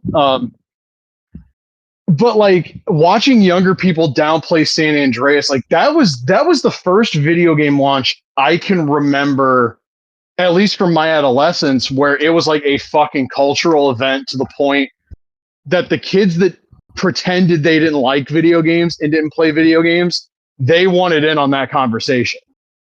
Yeah. Girls that I didn't even know had video game systems were talking about GTA San Andreas. That was a fucking monumental happening. It's going to pale in comparison to 6, but that's just where we are. Yeah. Well, also, like, I think the thing with also that in Vice City is that you would see commercials on TV. Like, I used to see them all the time. And welcome to the jungle commercial. Yeah, welcome to the jungle in Iran for Vice City. And you just didn't see that for video games at the time that much. I mean, you'd see them, but not as often as I remember seeing those. And if you did, it was typically like those commercials were aired outside of the typical like 18 to 49, like you're watching pro wrestling or you're watching like movies on Spike or whatever the fuck. Like those commercials were aired during like actual like broadcast TV shows, I remember. Like I remember seeing the Vice City ad during that 70s show before SmackDown came on. Mm-hmm. Yeah. Like those games had a crazy marketing budget relative to everything else. And you're right, you didn't see a lot of video games being advertised outside of like why wouldn't I see a video game advertised during Monday Night Raw? Or why wouldn't I see, a Nintendo game advertised while I'm watching SpongeBob? Yeah, right. And, commercials don't really mean anything now because people don't watch TV like that. Exactly. But it's a time and place thing. Like the PlayStation 5 obviously had like a lot of hype around it because of the pandemic and none of us had anything fucking better to do with our lives. But that launch did not feel as big to me as the PS3 or the PS2. PS2 was all anybody that even halfway cared about video games could talk about at school. Yeah. PS3 was like, I remember kids fucking saying they didn't even have one reserved. They went to GameStop just to see if there would be an extra one for like the midnight launch or whatever. Like you can point to sales figures and stuff now, but that only makes it like from the capitalistic point of view. Yeah, it's bigger because it made more money, but is it really bigger in terms of grasping everybody? I don't know. I'm just a dumb guy that talks about wrestling games. And I think, also this is because I'm old, one of the reasons that they felt so much more special back then is because, as you say, like, we don't have commercials anymore. I mean, obviously there is commercials, but people don't watch TV like they used to. And also, like, people don't use the internet like they used to, and you don't really have magazines much anymore. So when your first exposure to like a PS2 or a game is in like a magazine or like through a commercial or something like that, and you're seeing it for like the first time, it felt so much bigger as to now when you log on and you see the same thing on social media, you can see it on a YouTube video, you see it everywhere. But before, you would only see it in certain places, and that felt like a much bigger impact. Like if you bought like an EGM and they revealed the PS2 on the cover, then it's like, oh shit, PS2 is coming out, right? Like you as a kid, you're not like watching the news or anything, right? But No. now it's like when something is announced, you can't escape it because it'll be everywhere you look. As opposed to then, it's like it was in a special place for you, like in a magazine or whatever the case may be. But now you're just overwhelmed with any announcement. Like it's all over the place. And I think it sort of lessens the impact of something in a way. You know what I mean? Does that make any sense? Yeah. You used to have to actively seek out video game coverage. Now, if you load up any Right. form of social media, the algorithm is going to point you to it. If you load up YouTube, the algorithm is going to point you to it. Yeah. I remember my brain just melting when I discovered GameSpot and IGN when I was like 10. Yeah, Like, because what do it's you mean there's like websites I can go to that are basically magazine? yeah. It was crazy. And like exactly. And they were special at the time because as you said, they were like magazines and there's a place I can go to and read like game and stuff every day. And now it's like anything that's on IGN or GameSpot or wherever, it's just like right in front of you as soon as you log in. So, nothing feels special anymore. There's no website that is like a big deal, right? Like, because all their news is on Twitter or whatever to begin with. So, And also, it can't be underestimated like how much of a crowbar or a hatchet or like a fucking just blowtorch IGN has taken to their credibility over the last like 25 years. yeah. Dude, I still remember when I discovered you could play videos on GameSpot's website. I might have talked about this on our WrestleMania X8 episode, but like, actually, it's probably a little bit before that I discovered it. But like, Mania X8 is the first one I really remember this being a thing that I did. I downloaded every clip off of their website of that game because I could not believe it wasn't just screenshots; there were fucking videos too. Yeah, that was crazy. Like, I might have seen like the Legends of Wrestling trailer on Yeah. like IGN's website or whatever, but like I just remember the first time I downloaded like a clip of Mania X8, and granted, it was like a shit quality. It was probably like a .asf file or some stupid shit. But like, I was like watching footage of a GameCube game on my computer. Like, it was the craziest shit to me because I was just used to screenshots and articles. Now, like, I actually get to see this thing in motion. That's insane. And now, if a game's coming out, everybody who goes to one of the events, like, you can go see just a shit ton of Marvel Cosmic Invasion gameplay, and it's all the same stuff because, the demos were just the same slice of the game for everybody. Yeah. But, like, if this were 22, 23 years ago, it'd be like a handful of screenshots and, like, maybe 2 minutes total of footage. So I guess in some ways it's better because you can get, like, like 15 minutes, but also then there's like the hip hop gamer video where like he seems like a nice guy, but he just keeps talking over the developers who are trying to like explain shit to him. And then feigning surprise when they're like, oh no, there's going to be multiplayer. It's a fucking game in 2025, big dog. How do you not think there's going to be multiplayer?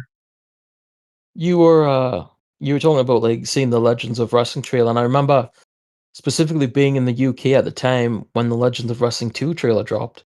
Because I remember watching Mm, it and there was like Superstar by Saliva was in it, and like there was yep. flashes of like barbed wire when they were showing like Abdul and stuff, and I was like, oh shit, does it have barbed wire match and stuff like that? So yeah, it's just like I'm in another part of the world and I have to go to this website to see this stuff, and it was exclusive, or it might have been on IGN too, but it felt like exclusive to GameSpot, and it's like it made those websites feel like such a big deal. And as you just said, like now everything's like everywhere, so everything just has sort of the same feeling. Isn't that Hip Hop Gamer guy? Isn't he the one? Is he the one in the wrestling code? Yeah. The wrestling code that hasn't had an update in months. Yeah, maybe we'll get a I don't know, like a Bigfoot style video from that game next or something. I don't know. One thing I'll say about that Legends of Wrestling 2 trailer, I don't know how long it's been since you've seen it, but I saw it probably in the last like year or so. That's literally just the opening FMV from that game, and I'd Yeah, completely forgotten. yeah, it absolutely is, and I'm kind of interested. I don't want to play them, but I want to check out the Legends games because we were. I sent you a video of that. God, his name escapes me again, but was it Ethan Hanley who had the Something like that. The guy who has all the Mayhem 2 stuff, Evan yeah. Hanley. Yeah, so he posted like Legends of Wrestling 2 and from E3, and there was Hollywood Hogan and Legends 2, and I don't remember that attire being in there. I guess it was, but I kind of wanted to go through those games and see what unique attires they had that other games didn't. I mean, obviously Owen Hart, like they have um I don't think his last attire was in any other game except for that. Um but like there's got to be more stuff that they have that would be unique, and I'd like to just have a look at them. Um but yeah, uh Wrestling Code. I don't. No, that's a game that we can't talk about because there's absolutely nothing for. There's no footage of that or Yeah, anything. Yeah, I don't think that game's coming yeah, that out. game doesn't exist. Yeah. Real quick, the attire in question, I think, is Hogan's Mania 18 attire, the white Right. boots. Yeah. Yeah. Yeah. I don't remember if that's actually in. Like when you sent me the video, I looked at it and I was like, I don't remember that being in the final game. I think I And I remember it don't. being in Showdown, but not two. Hmm. I'd have to load. I'd have to load both of those games up again, regrettably. Funny thing was, that wasn't in your mouth. It was Hogan's No, like it's the regular like generic NWO Hogan gear. yeah, and I think the only WWE game that was appeared in was it 14 that was WrestleMania? Yep. Yeah, so I think it's in that, and I don't think it's been in any other WWE games since. They always put in this like WCW attire. Was it in last year's game? No, they've used the same attire for the past few years now, which is just WCW. But they Yeah, do the WWF black and white filter for the entrance. yeah, but yeah, yeah, which yeah, it does make sense. They did have his I hate Wolfpack it. attire in last year, but that's the only thing that's similar is like the white boots. The attire itself is different. Hmm. That Wolfpack Hogan look was really cool. I always wanted the old Toy Biz Hogan in that gear. I did like that I he thought like it looked added cool. white to his attire at that point, and then as he started to go into babyface Wolfpack Hogan, I thought it was neat just adding white to it. It was sort of a refreshing look. Yeah, it was cool. Oh, also, a friend of the show, even though he doesn't listen, Wrestling Figure News and Nick Storm interviewed Magic and Steve from Mattel. And I saw a screenshot from Wrestling Figs because I'm not going on that fucking website. Of some of like the highlights of it. So I'll just cover it all. Fuck it. The LJNs, they're gonna have a thick card, super sealed on the packaging, some holes on the side of the packages by the bottom, which that's like Mattel standard. Dusty's hats are movable, which I think we already knew. Posters for the LJNs different from the OGs. They showed a Warrior, which without paint kind of looks like Brutus Beefcake. He does, yeah. Um, the Warrior at Comic Con, as you speculated, was actually Steve's personal like one. Mm. Um, said this is the closest they've worked with WWE on any project. So molds, poses, character choices, WWE has a big say. Their most successful pre-sale in Steve's entire time working with WWE and Mattel was the LJNs, and these will be at Walmart Canada in quarter 1 of next year. There will probably be some French cards, so the sicko collectors are going to have to get like 3 different versions of these. That might actually get me to pick them up if I see them in Walmart. It might be a case of like I can't avoid these when they're in front of me like that. Um, we'll see if actually my Walmart will probably take forever to get them in. I mean, we've got two. One gets nothing, and one gets things after a while. So I did notice when I was in GameStop the other day, um, they started getting in like AEW, which is now I guess the only place to get AEW. Like they had Orange Cassidy, Christian Cope 2-pack, and Kill Switch, which I think Wait, is the from like Christian and Cope 2-pack, like the Target exclusive? I don't know if it's a Target exclusive. I have to check their website. Was it based on World's End? Hold on, give me one sec. I can't remember exactly what it was. I didn't even look at it too much because I wasn't really that interested, but they've got it on their website here so I can check very quickly. It is Unrivaled 2-pack. I'm trying to take a look at it. Oh my god, why is it all loose? I just want to see the packaging. I mean, there's only one Cope and Christian 2-pack that's been announced, so that's the one. Okay. That's crazy. I don't know if that's actually been shown on the Target website in the US. Oh, it says yeah, here it says EB Games Canada exclusive. It's $60. Interesting. It is World's Um, End, yeah. so that is the Target exclusive pay-per-view series. Yeah. So that's probably hitting Targets sometime in the future. Street Fighter line in the package, they are doing face-off poses like it's the selection screen, which is weird because you don't see the people doing the poses on the selection screen. But okay, 4 waves planned as of now, could be revisited again if they sell well. Said they'll try to get some units on Mattel Creations. On note of articulation, team wants to have at least one new articulation a year. I guess that Bray Wyatt Ultimate they showed has the Marvel Legends AEW Unrivaled like neck like disc articulation, Hmm. which it's about fucking time because Hasbro has been doing that for 20 years. Marvel Legends was doing that like 2 decades ago. Nice to finally try to catch up. Steve wanted to do a 3-pack of Hogan, Liz, and Macho with the foam hand he took out of the crowd. Can't do it now with no Macho. They're pretty That'd much have been cool. outside the. It would be, yeah.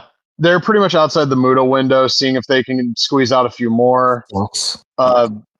It can't be understated how like I thought we were gonna get like just a wave of Muta figures and like no, we got 3 elites, 2 ultimates, and 2 superstars figures. That was it. Especially because like you could easily release them as like whatever they're called, main event series, and just like change the colors and stuff. I mean, I think in some of the attires you wore in WCW, you had like blue with like red paint around like 92, I think. Uh, and then you had like Sombre 95 with the gold paint and black pants. I think that's what he wore then. That's Paul Orndorff. You know, with like the skull mask and stuff like that. Was an opportunity to do a lot of different and cool attires. Um, One of the disappointing things is like that they've stuck with like the traditional like um hooded entrance mask and stuff like that. One, as I said, you just had like the skull and like the dragon shoulder thing and all sorts of different things. It was disappointing that we never got any of that stuff. Yeah, I would have liked that because gold paint, black pants with that entrance get up. That's just Battle Formation '96. Exactly. Yeah. Um, Coliseum collection moving to ringside should get a couple more bonuses, so more than 2 waves per year. More flexibility now with the option of selling individually. Black cards will still continue working on getting the Bundy shirt revised to say King Kong Bundy, but not 100%. Sculpted on singlet versus soft goods from the Legends one, which we already knew. If you looked at that fucking Bundy figure and thought that singlet was soft goods, you have horrible fucking eyesight. Hmm. Also, if you looked at that figure and thought any of those heads looked like King Kong Bundy, you have horrible fucking eyesight. Um, Chase figures are on pause for now. What's next after Legends and Monday Night War? They have ideas, but both of these lines aren't going anywhere. Should see some new lines/themes could be coming out. For them, nostalgia sweet spot is 80s to early 2000s. Other stuff doesn't perform as well. Next year's Comic Con exclusive is years in the making, but it is not Rodman and Hogan. What could So it I don't be? know. I mean, this year they did like the lamest possible fucking exclusive with Cena. So I don't know where their heads are at with this stuff anymore, to be Years in honest. the making. I was gonna make a Okay. WrestleMania 10 joke, but the anniversary for Mania 10 would have been last year. It'll be a Stu and Helen 2-pack. Oh, God. Oh, speaking of figures, we should probably talk about the legally ambiguous Kevin Nash figures that Mitch did. Wow, yeah. So those So, popped up out of nowhere. yeah, so he did the what do you call them? The orange card the orange card diesel we didn't actually get. He did like a 95 diesel and a 96 diesel. I think is what he did. Let me look it up. And the Oz. idea, huh? And he did Oz as well. Oh yeah, that's right. How could I forget Oz? What a fucking tremendous gimmick that was. I will say the Nash figures do look good. Allegedly, the proceeds are going to the hospice that took care of Mitch's wife. No problem with that. He also showed, Balls Mahoney, which, I mean, the render looks good. We'll see how it looks in plastic. Also, what are the odds that ends up just being a WWE Balls? Yeah, probably. Because that's what his Sandman ended up being. We saw a Brooklyn Brawler render. He shows a lot of stuff. Mitch I didn't know he does. was making Tall Man from Return of the Living Dead. That's cool. Oh yeah, you pointed that out to me. I didn't know that either. Okay, so he posted a picture of the Dean Douglas retro, and I Oh, shit okay. you the fuck not. When I scrolled by, I was like, "Why is he doing announcer Stan Lane?" I could see that, yeah. You can't tell me this doesn't look like fucking 1994 Stan Lane. That does not look like Shane Douglas. Yeah. Yeah, I see it for sure. Holy shit. Um, I would like an update on the Regium figures. I would also like Mitch to acknowledge that nobody wants the fucking Godwins. I need Mitch to also acknowledge that scale does not mean everybody is the exact same size. Yeah, we should talk about Nash a bit more because that was pretty crazy. I mean, I first saw that on the 3 Points of Articulation Facebook group, and they said that he was having them at conventions or something, and I was like, okay, so like maybe that's to fly under the WWE radar if you're just selling them at a convention for a weekend or whatever. And then the next thing you know, they all go up on his website, and I'm like, wait a minute. And I guess he's become friends with Kevin Nash through the passing of Nash's son and Mitch's wife, and like proceeds going to the hospice stuff. No problem with that. I mean, I don't have any problem with it at all. It's just that from a legal standpoint, like if selling diesel figures, I think is that's that's a choice. I mean, do I care if WWE's mad? No, but when I'm thinking about it from his business and how it could affect other independent companies, I don't know if I would want to do that. I saw someone on Wrestling Figures was like, all it takes is one phone call from Kevin Nash and TKO will find out how the Click's blood is thicker than water, and I was like, fuck off. And angry Triple H isn't gonna get TKO to change their decision. I mean, he's got no right to say anything anyway. It's not his company.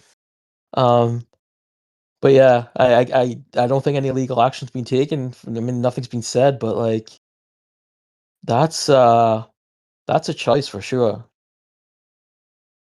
Did you hear anything about on the 3 Points podcast, like MMA retros being mentioned? I did not know. I mean, I didn't listen to the podcast. I just went on the Facebook group. Oh no, apparently like a couple of months ago they were like just speculating about like doing MMA retros.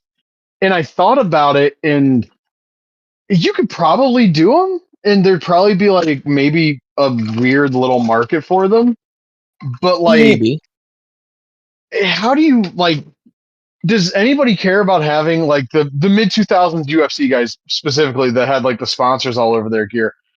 How much do they care about having the sponsor logos and shit all over the gear? Like, would that be a make or break point if like didn't Liddell didn't just have like the ice and Iceman on the shorts? Would somebody be like, oh, he doesn't have the sponsors or whatever? Because we saw it with Brock when Mattel started making him, and they didn't have the Jimmy Johns or whatever the fuck logo he had on his shorts. People were like, I'm not buying it because they didn't get the sponsor logo, and it's like Mattel's not going to pay the money for that. Grow up. No, I mean, honestly, I would just do like a Fire Pro and put like fake logos on them if you can get the actual ones, because it's better than just having blank space. Yeah, but agreed. You're right. Like, collectors may make a fuss over it, but also if you're thinking about previous like retro poses, what would you use exactly? Like, I can see like somebody having like a Jake pose for like the Superman punch or something like that. Maybe The Rick clothesline for Martel. Chuck Liddell for the overhand right. Yeah, maybe Rick Martel could be one that they could use. Oh, like the Savage double axe handle. Yeah. Yeah, Yeah, like at that point, you're just making like Hasbro sized round 5 figures. pretty much. Yeah. Honestly, personally, I wouldn't be interested in that stuff unless I could get like Sakuraba or something.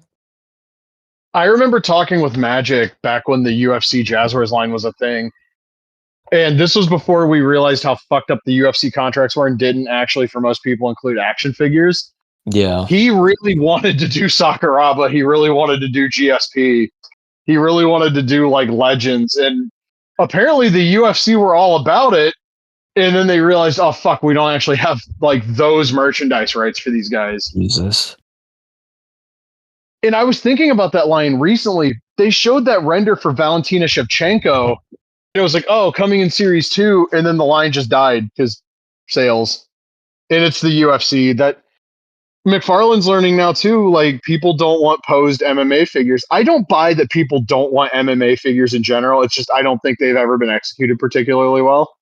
No, I don't think so. I think if you had like figures with a more flexibility, something like a oh Christ, who makes the Street Fighter figures again? I'm completely blanking. Jada Toys or Storm, one of them. Yeah, like I think they could do a really good job with MMA figures. Somebody needs to get Sakuraba and Storm collectibles together. Yeah, that would rule for sure.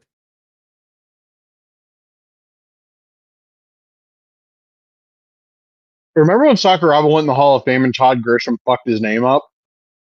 No, but that doesn't surprise me. He called him like Tazushi Sakurabi. Why was he doing the Hall of Fame? Oh no, he was doing like the fight night after, like the night after, Oh, okay. and Saku was in the crowd I see. because they do the Hall of Fame during International Fight Week, which I don't even know if they still do that in July. I'm gonna be perfectly honest with you. Yeah. Dude, what if they do International Fight Week in DC next year? Ugh. How many fighters are gonna get arrested? I don't think anybody will because they're all the fucking bought and sold property of Trump's buddy Dana White's MMA monopoly. Wasn't there a boxer that was like detained after he lost his fight? Yeah, Chavez Jr. Yeah, right. Yeah. for alleged involvement with the drug cartels. Yeah, Mm. but his dad also had those alleged ties too. So Chavez fucking ruled though. The fight with De La Hoya is incredible. I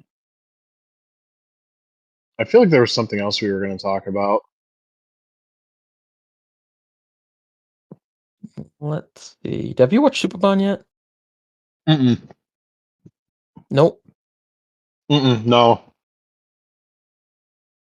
I was going to go to the theater, but then I fucking thought I was having heat stroke. Yeah, it's on digital now. I don't know. I don't know how much it is, but I think so it's like that's out now. 30. I'm waiting for it to hit max. And then we got the first episode of Peacemaker aired on Friday, the second season. That was fun. You might not want to watch that with if anybody out there wants to watch it, you might not want to watch it with family or really anybody else for that matter, because there's an extremely extreme nudity in one scene. um, but yeah, it was a good episode. I'm looking forward to see how that all pans out. Also, James Gunn really hates Jared Leto, quite obviously, because they make jokes about how shit 30 Seconds to Mars is in that episode. And there's been comments in the past that makes it quite obvious that he hates him. Not that I blame him. It's just funny. I also hate Jared Leto. Yeah, I think a lot of people do. And it sucks because I would really love to see a new Tron film. And then I see him in it every time. I'm like, oh shit. He was in that show, My So-Called Life, Yeah, my sister and used to watch that. yeah, my older cousin was a really big fan of that show when I was a kid. And I'd always wondered, like, like why didn't we really have like a Degrassi type show, like in my early formative years? And it's like, oh no, they had My So-Called Life. They 100% had a Degrassi like in the 90s in the US. I guess we can run down the Forbidden Door card, which by the time you're hearing this is probably going to be over because the show starts at 1. Um, excuse me. Let's take a look here. Okay, so in the pre-show, we have Kyle O'Reilly, Roderick Strong, El Desperado, and Yuya Uemura versus Hechicero, Josh Alexander, Leo Rush, and Action Andretti. And that match sounded really cool until I got to the last two guys. Just give Desperado the win. I'm hoping. Well, Hechicero's challenging for the ROH title next week. He's the only one in that match that has anything going on. I guess, yeah. Julia Hart, Sky Blue, and Tekla and Megan Bain versus Harley Cameron, Chris Statlander, Queen Aminata, and Willow Nightingale. Wow. I mean, there's some good wrestlers in that match, but oh yeah, no, I just wow. Kevin Knight. I almost said Speed Mike.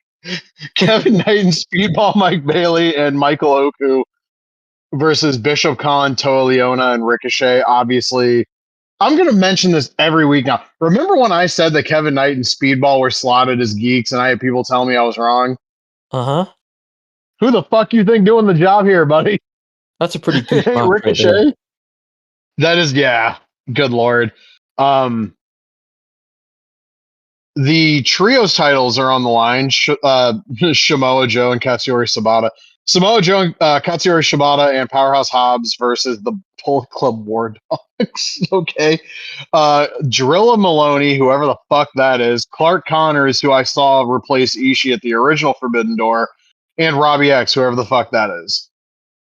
I know Clark Connors and Drilla Maloney. I've heard of Robbie X, but I've never really seen him wrestle. He was a guy in the I believe in the Ninja Mac clip that went viral where he does the Sasuke special on the outside and he just kept flipping and flipping and flipping up the ramp.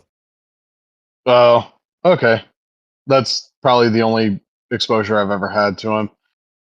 In a lights out steel cage match, which for those wondering is just the WWE War Games cage with no top. We have Kenny Omega, Kota Ibushi, Darby Allin, Hiroshi Tanahashi, and Will Ospreay against Claudio Castagnoli, John Moxley, Matt and Nick Jackson. I'm not calling them the Young Bucks because they're losers now. Is that what they were called yesterday? Yeah. Jesus. And Gabe Kidd. So when this was announced, the guy next to me was like, "Oh my God, Tanahashi in a cage match," and I just was like, I need him to do the high fly flow off the cage. And he goes, that guy's got no knees, bro. And I'm like, I don't care. I think that they put him in the cage so he doesn't have to walk as far. But if it's two rings. Yeah, then I didn't know that at the time. And then I was like, oh, geez. I didn't either, in fairness. What I found funny is that I saw somebody talking about like how the storyline of the match doesn't go with what New Japan is doing. Like, from what I understand, and I haven't been paying that close attention at all, really, But wasn't the whole thing about like the War Dogs is that they weren't aligned with New Japan exactly, but like they weren't really against New Japan anymore. They were like more against House of Torture, and like wasn't Gabe Kidd's whole thing was like I represent New Japan, I've got their logo all over me and shit. And now it's like they're attacking Tanahashi, they're on the opposite side. It doesn't, from what I understand, it doesn't really go with the story that New Japan was telling, but I don't know, it's weird. Wasn't Gabe Kidd doing his like shitty little promos about how he's like he's not with the Death Riders, but they have the same goal or whatever the fuck? Well, it doesn't really I seem don't. like it's. Like, I don't even know what his goal is anymore. It's like he's like, His goal is to be a shitty edgelord. I'm That's New it. Japan through and through, and then I guess he's just like appearing on AEW all the time. I don't know. To me, it seemed like they would have done like a Death Riders Bullet Club feud based on them losing and shit, but I guess not.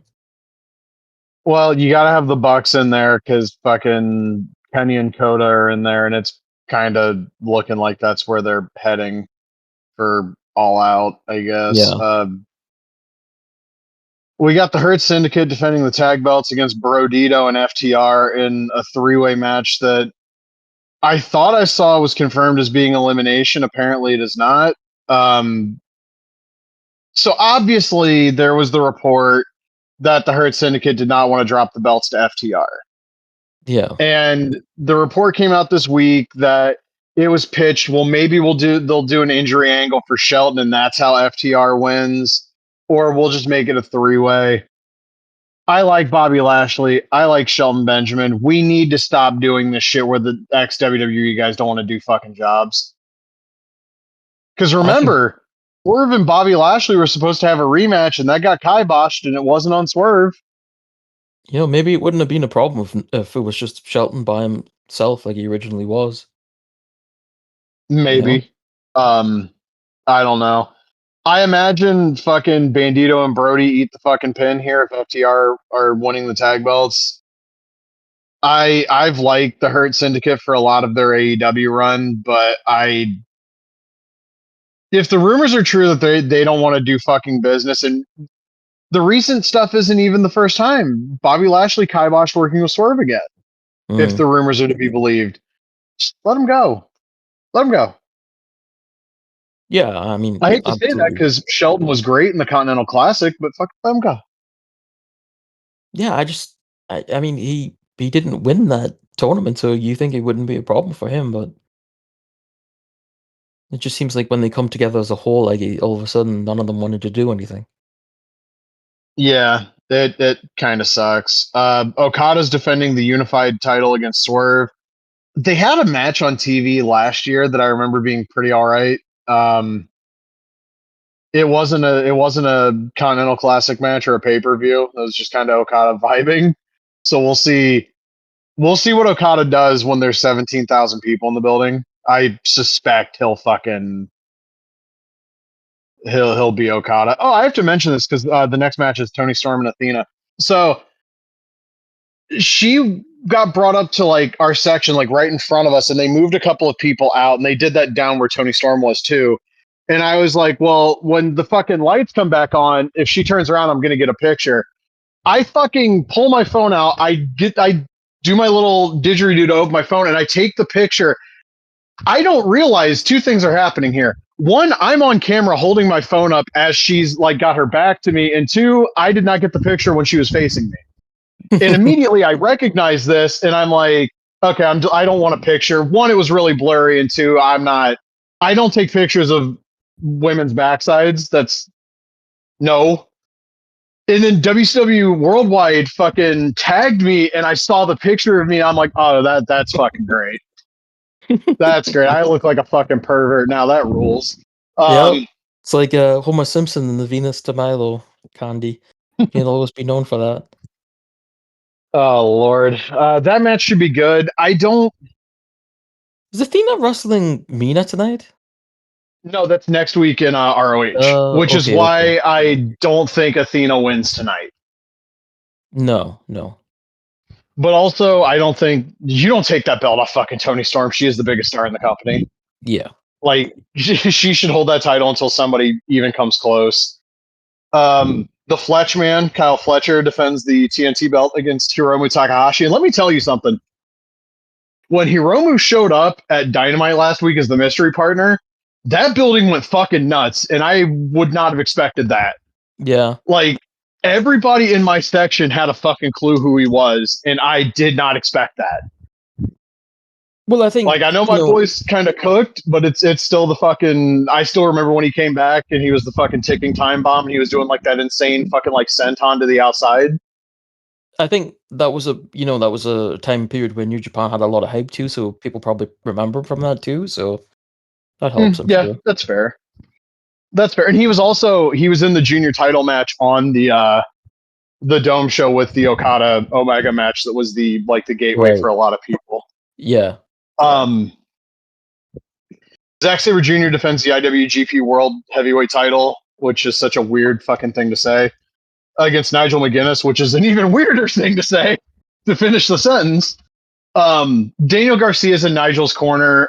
Maybe they turn Garcia here. He's just kind of been there since they fucking had him drop the TNT belt to Adam Cole. He desperately needs something. I mean, Nigel's still good. Zach is very good in a lot of scenarios. I imagine this is one of them where he will be. Cope and Christian are taking on Luchasaurus, Killswitch guy, and Kip Sabian. On this day, I see clearly. Whatever. And then what's probably going to be the main event, unless they do the lights out cage match last, and if they do the lights out cage match last. No, I'm about to talk about the world title match. No, the Mercedes 4-way. Oh my god, I completely skipped. Okay, yeah. So Mercedes Moné is defending the TBS belt against Alex Windsor, Persephone, and Bozilla. I know a lot of people on Blue Sky were fired up about Bozilla showing up. Hell yeah. I'm assuming if they want to get the TBS belt off Mercedes, here's the time to fucking do it. Yeah, I mean, I don't know about any of the, maybe Alex Windsor because she's in AEW. That's the obvious pick. I mean, Persephone because of the CMLL connection. I don't see them giving Bozilla the belt unless they get her under a contract. No, I brought it up like a few episodes ago, but her match in Korakuen against Azumi was really, really fun and worth checking out. And she's been fun in Stardom. They don't really push her as like a monster. I mean, they do, but she doesn't win all the time, which is kind of surprising. But I think what she's been doing has been really good, so I'm fine with it. So I am looking forward to seeing her in this match. But I did wish that they would have got somebody different from Stardom, just because.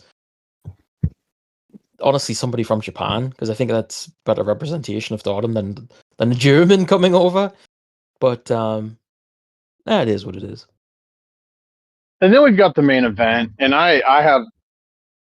So they did the deal in Cincinnati where MJF gets bamboozled into giving up his fucking contract for the shot, right? Yeah. And then they did a segment on Wednesday apparently where like Ricochet's fucking dudes help him kidnap Mark Briscoe, and they tell Hangman, we're going to set him on fire if you don't fucking... And I guess Lost from Pro Wrestling only pointed out, like, wait, so why were the security able to stop Hangman from fucking getting to those guys, but they couldn't stop this from happening? Dude, that angle was like something straight out of like 1999 WWF. It was really bad. I was like, the fuck are we doing this for, you know? So, to clarify, MJF is not cashing in Casino in the Bank tonight or today. And if Hangman gets counted out or DQ'd, he loses the belt. And there's audio documentation of this. I was not a big fan of the MJF title run the first fucking time. And if this is their cute little way of getting the belt onto him without actually beating Hangman, fuck them. If he actually beats Hangman, fuck them. You had a potential, like, really interesting way to go with this where he has to earn the title shot, which Hangman told him to do in the first place after sacrificing the sure thing.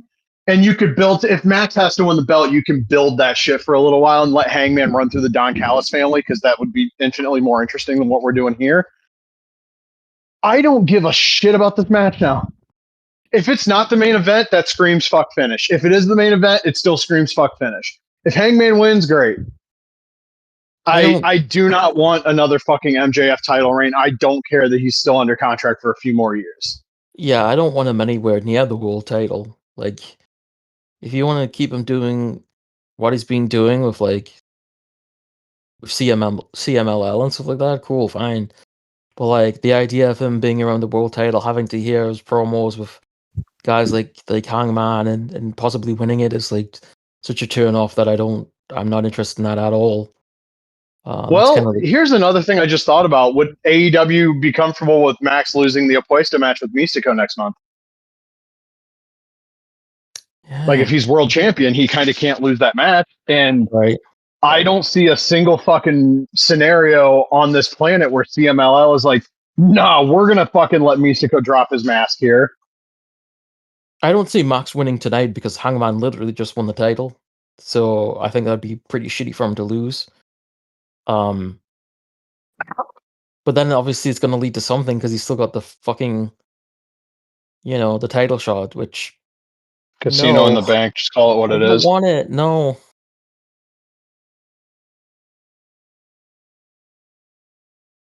I hate that they ripped that off. It's really bad. Do the Lucha Underground thing. Yeah. I'm going to cash it in and give the promoter a week to fucking promote the match. If it's just so blatant, right? Like, why? Like, you should be not doing the same things as WWE, but this is such a WWE thing that I hate it. And a lot of what Max does is so obviously like WWE coded. Yeah. And I would rather if we had to go this route, he would have just done a fucking job for Mark Briscoe on this pay-per-view. Now, granted, maybe they do some shit where he gets the fuck finish win over Hangman tonight, and then they do the rematch at All Out, because I think All Out might be the week before the CMLL anniversary show. No, it's the literal day before, so that's not going to work. Yeah, I don't. What are the odds Mark Briscoe runs in and attacks MJF and Hangman gets DQ'd? Guess it's a possibility. And also, just from a logistical, like a logical standpoint, why is Tony Khan allowing any of this to happen? Because it's bad booking. Yeah, then it's funny how a lot of the time bad booking tends to revolve around MJF, huh? Yeah, right. Yeah, almost like giving people creative input's a bad idea. The fuck was the point in putting him in the Hurt Business if they didn't want him in it anyway? That apparently might have been another Bobby Lashley move. Well, why didn't he from the beginning just like, no, I'm absolutely not doing this? I mean, he must have okayed it at some point and then was just like, fuck it, no. Yeah, I wish I knew. Also, 2 years ago yesterday, apparently, it's crazy to think because I keep thinking it was last year, but 2 years ago we lost Terry Funk. Oh, jeez, yeah. Which also means 2 years ago today is when Bray Wyatt passed away. And allow me to say, Terry Funk was the fucking man. Yeah. Anybody who doesn't think that is dumb. But also, because I'm going to be a grumpy old man about this, I'll get on my soapbox. If you're one of those fans that only likes Terry Funk because John Moxley or Eddie Kingston talk about them, or you do the Terry Tuesday hashtag and you're not actually watching his shit, please watch his shit. Yeah. If you're an independent wrestler, watch Terry Funk shit and don't take from it that he was this super serious badass, because in the history of pro wrestling, there are very few people that are more cartoony than Terry Funk. He was just smart enough to make it work. You know, it would have been fun if they had Terry Funk on Hulk Hogan's Rock and Wrestling. Who the fuck would have voiced him? I don't know, but just the idea of him like as a character on that show would have been really fun. Yeah, I'm just trying to. Who the fuck would have voice him? Oh my god, yeah. No, that would have been great. You had like the It's Papermobile and the Hulkmobile and that, and you have Terry on a fucking horse. oh, dude, he could have been the guy who owned the horse that kept biting Hogan in the ass. Remember that episode, Four-Legged I do. Pickpocket? Yeah. I had that episode on VHS. I think I did too. So, did you have the ones released by Deke, or did you have the later ones that were, I guess, released by the WWF, where it was like the actual full episode? I had like original Deke release, yeah. Okay, so I have a few of those, like the all-time champ, which is the episode where like JYD's got the little alien bucket guy hanging out with him. And it's like a mashup of that and like another episode. And then Four-Legged Pickpocket is one that it's like mostly just the episode. But then I ended up getting one that was like a WWF home video release where it's like I think 2 or 3 full episodes, and I've only ever seen that one. I know they did multiple because like it was like volume 3 or whatever, but I've only ever seen the picture of that one box art, and I don't know anybody else who has the WWF home video versions. Yeah, I don't think I did, because I think I had mine in like the early 90s. It's been a while since I've actually seen I don't even know if I still have that tape around anyway, but yeah, I think it was the original one. Shout outs to Uncle Phil voicing Junkyard Dog and the brother from Everybody Loves Raymond voicing Hulk Hogan. God, yeah, crazy. Uncle Phil, who also voiced Shredder. Yeah. Like what a career that guy had, man. Yeah, what a legend. Also, like just inarguably the greatest TV dad ever, Uncle Phil. Oh yeah, yeah. Yeah, he ruled. And then they did the bit on Family Matters where they're like, "Oh, I told you that guy looks like the dad from Fresh Prince," and then Yeah, James Avery walks in, and yeah, I love that shit. I remember watching that as a kid, and that was really cool. So does that mean they take place in the same cinematic universe? No, Could we have gotten a Fresh Prince of Chicago? that would have been cool. Like, could Will have just done like 2 episodes in Chicago and hung out with Urkel? You know, it was funny. There was an episode of Chuck that is like references Die Hard like really heavily, and then at the end, well, God, what was his name in Die Hard again? Carl Winslow. I can't remember what his name was. In Al, yeah. And then at the end, like Al shows up as a cop. It was like, but it references Die Hard. So does this take place in the same universe or not? I don't know. It was very confusing to me. Oh, have you been following the Killer Cross thing? Well, I mean, I guess I don't want to read about it, but it pops up sometimes. Yeah, so both days going to and from Cincinnati, I had to be asked repeatedly what I thought about the Killer Cross situation, and I was like, I don't buddy, it's care. 2025. I cannot imagine giving a fuck. It's like I thought it was a work. Just it seemed like just because of like his original promo and everything, and the fans cheering for him, and it seemed like it was almost like sort of referencing like the Punk stuff, like his press conference with Scarlett seemed almost like a reference of like Brawl Out, Punk's press conference, and there was like him on the Ariel Helwani show, which Punk went on after AEW and when he signed with WWE, and I don't know. I guess to say it's not a work, and but even when they say that, it's like he's appearing on JCW and stuff, but they say like his what he's asking for is like a lot, and like promoters are like unwilling to book him because they think it's a work. Um, but yeah, like truth be told, I don't really care if he shows up in WWE or not. Like I don't give a shit. Like I saw like Sean Ross Sapp being like, "Oh look, he appeared here," then people are saying it's a work. Guess not. But like that doesn't mean anything. Like he can still take independent bookings and not be in the contract. And Triple H can be like, "Yeah, we'll bring you back in 3 months." You know, like it doesn't mean anything. So I mean, but like, again, at the end of the day, it's Killer Cross, so I don't really care. And also, oh, he appeared in GCW, so I guess It's legit. Wait, GCW you is a mean? fucking WWE ID promotion, Yeah, I was even gonna if not say, yeah. officially. They held the friggin' tournament, so yeah. But Yeah, like, it's it's like dumb. at the end of the day, it's like Killer Cross. Like, I remember hearing like praise for him years ago, and I was like, okay, I'll watch this guy. I saw him in Bloodsport, and I was just like, I don't get it. Like, I give him multiple opportunities to watch his match. I watch his matches, and I'm just like, I don't I don't see anything in with this guy. Like, I think he's better off doing Jesse Ventura impressions. He does a good one. He He does. absolutely does a good one. Get him to voice My him in thing like with video him games or is something. people people put him over to me when he was in AAA, and I didn't get it. I didn't mind him like in the brief MLW stuff, and the fact he's obviously such a big fucking Sid fan is like, okay, I'll give him the benefit of the doubt, but like, yeah, he kind of sucks.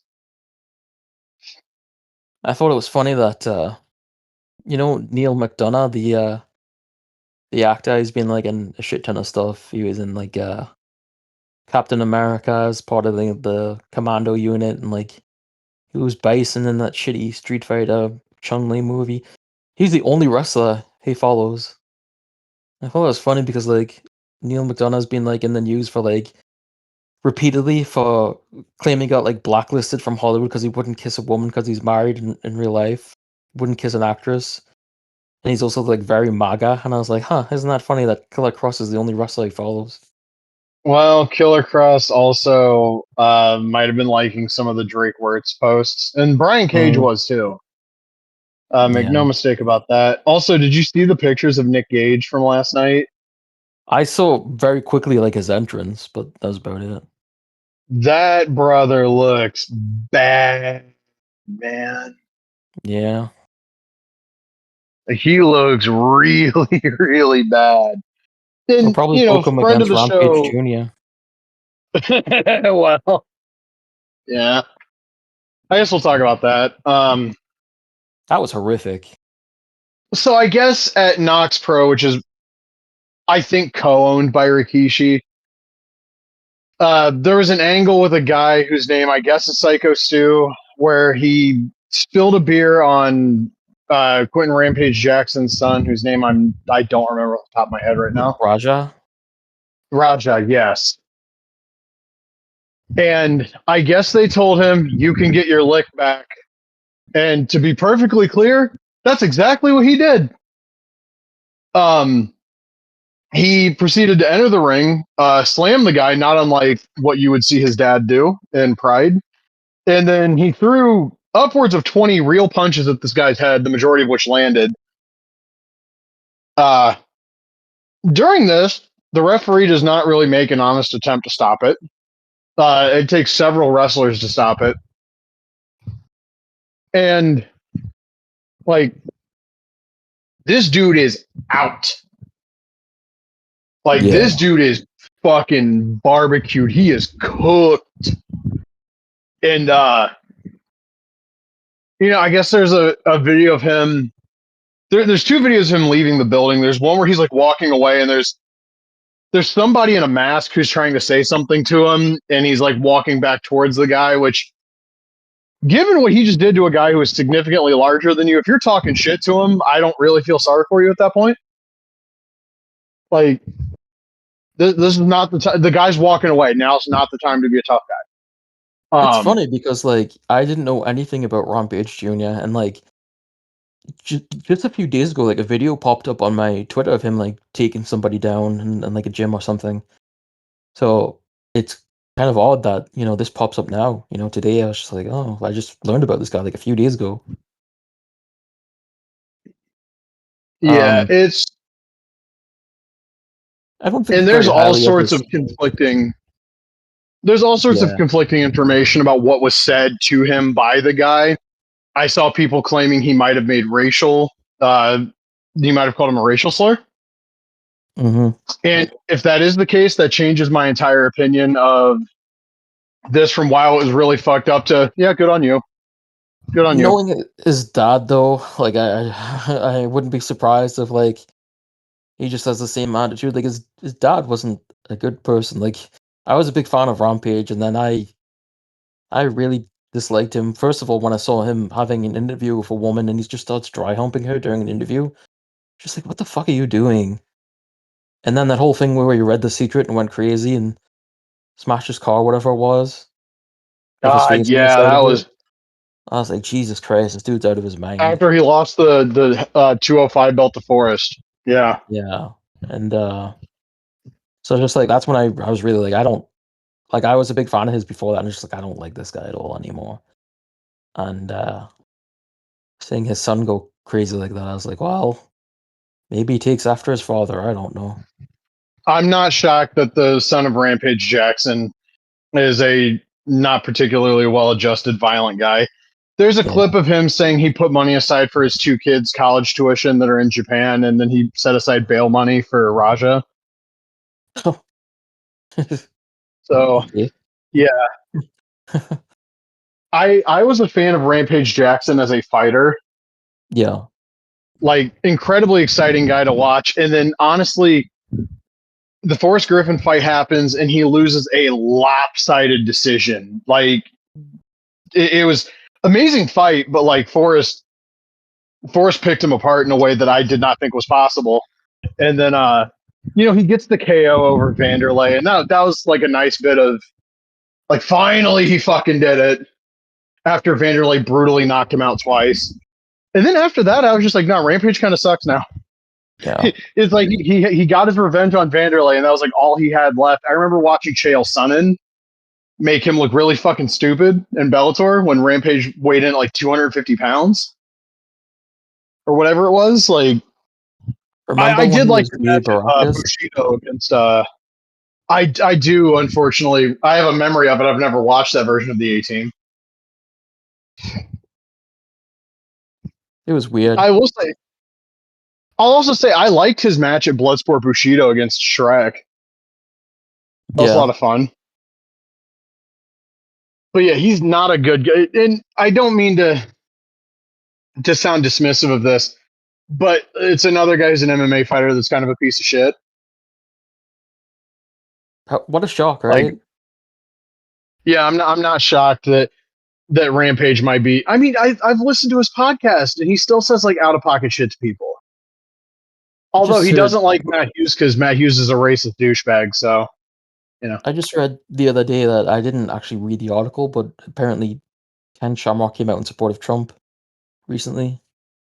no, I'm shocked. Right? Yeah. Probably the only thing him and Don Fry like agree on. I think they both dislike Mark Kerr, so that's probably Oh the well, other that too. thing. Yeah. Because I saw a video where Don Fry just repeatedly called Mark Kerr a goof and an idiot, but wouldn't elaborate. I'm looking forward to seeing that Mark Kerr movie when it comes out. It looks really good, and I've seen the documentary that it's obviously borrowing heavily from multiple times, like way over 10 times. You know what annoys me in the And trailer is when um he's like they're talking about this woman like asks him like what do you do or whatever, and they show like Pride, and he's like, have you ever heard of the Ultimate Fighting Championships? I'm like, you fuck.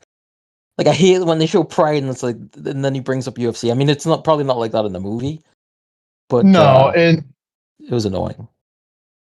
I'm curious to see how much because in the documentary I don't think they show very much of the UFC at all because like probably they couldn't get footage. Yeah.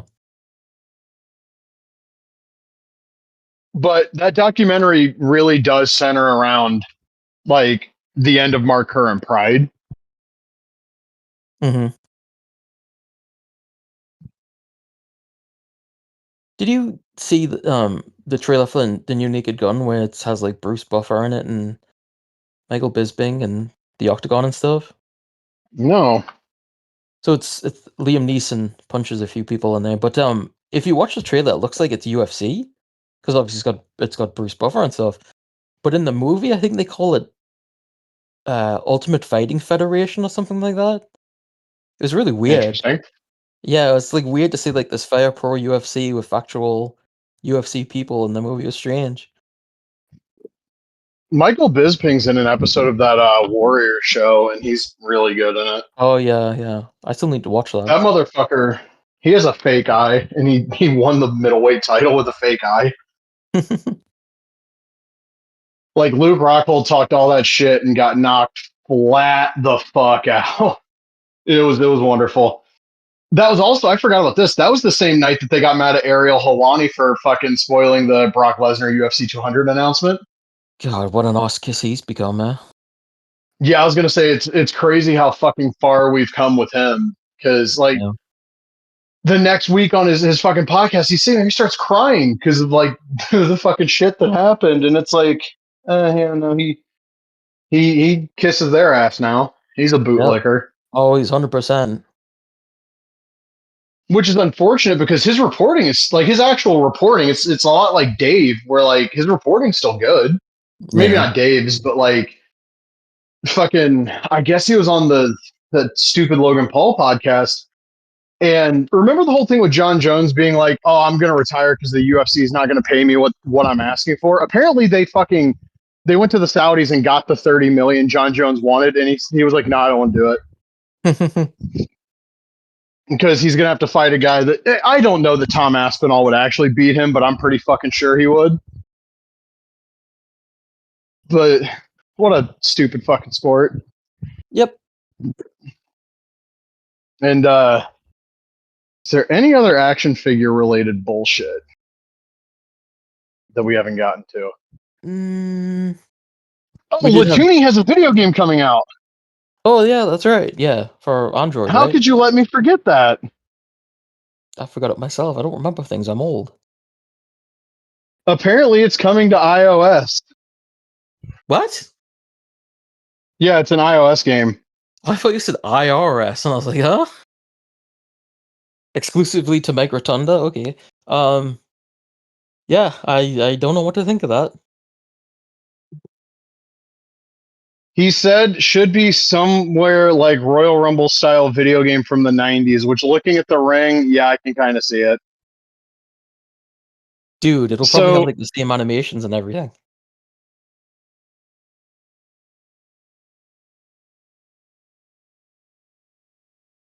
It's Wrestling Toon Stars specifically, so I'm guessing it's gonna have the weird like Johnny Bravo style artwork for everybody, like we've seen for the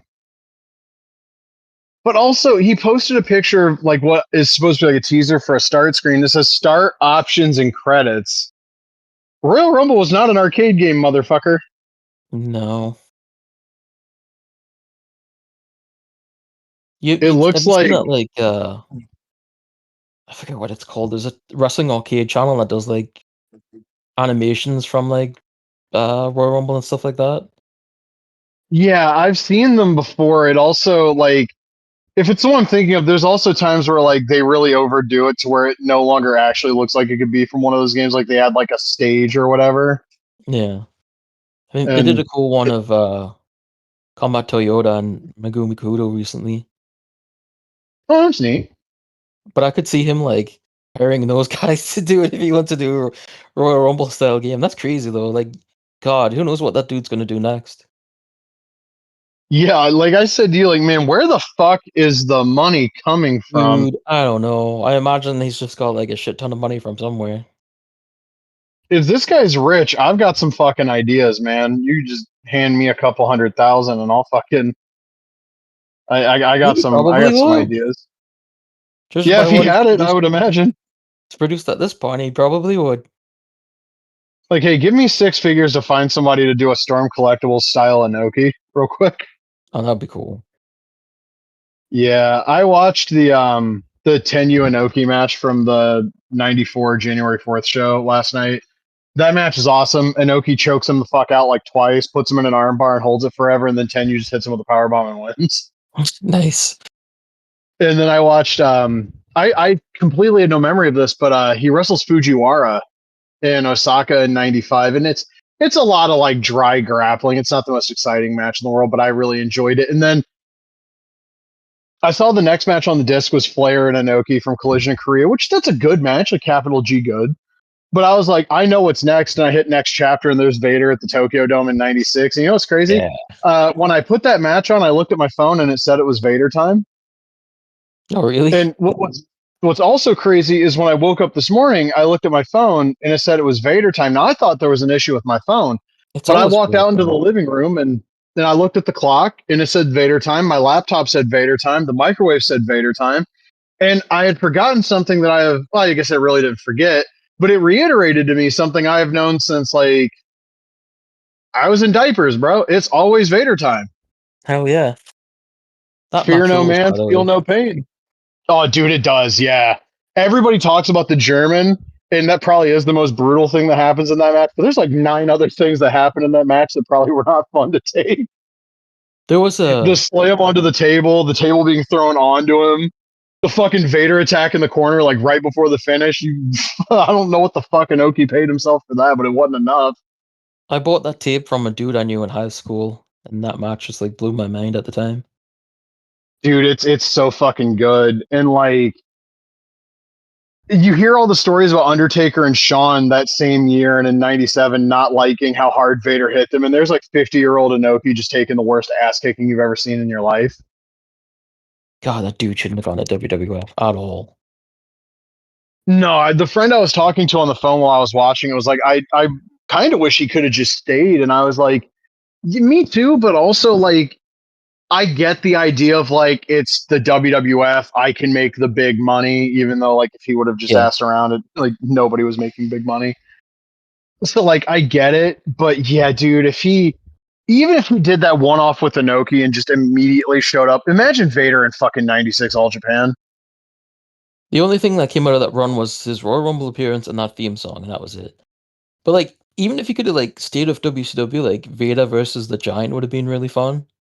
You know, like what would his place have been in the NWO storyline? Oh, they would have changed him to fucking Leon White, and he would have just been a dude. You'd be team with John Tenta. Yeah, like that's which I like their team in UWFI for the 2 matches that it happens for, but like that's the one like I'm glad he wasn't in WCW anymore because the longer he stayed, the more he would have gotten fucked with. And he by the time they made him Leon White, he wouldn't have been Vader anymore. He would have just been a fat dude who wrestled sort of like Vader. If if things had gone like good though, like you could have got like Vader versus again the Giant and Vader versus Goldberg, Vader versus Ming would have been crazy. But yeah, you're probably My right. It was first my first match that I went to in my head is Vader versus Benoit. yeah, well, that's another one. Yeah, He would have fucking he would have massacred that little son of a bitch. It would have been great. Um, Vader and Ming would have been awesome. Vader and Barbarian would have been yep. awesome. Although there might be some shit where Vader and Barbarian interact in '92, but I think they're both just straight up heels the whole time, so probably not. Didn't he turn on Barbarian? Maybe I'd have to go back and rewatch. Um, and Vader and Goldberg, you know what? They probably could have kicked Vader a bunch of money after he left the Fed to come in and do a job for Goldberg in like '99. Oh yeah, like he could have got the Bomb spot. I mean, like in addition to Bam Bam, like okay, Goldberg beats Bam Bam a Super That'd have Brawl, been but fucking cool. here comes Vader, and Yeah, if he then just took on like a bunch of monsters in a row. you could have honestly once you got done with that, let Vader and Bam Bam have a tag run.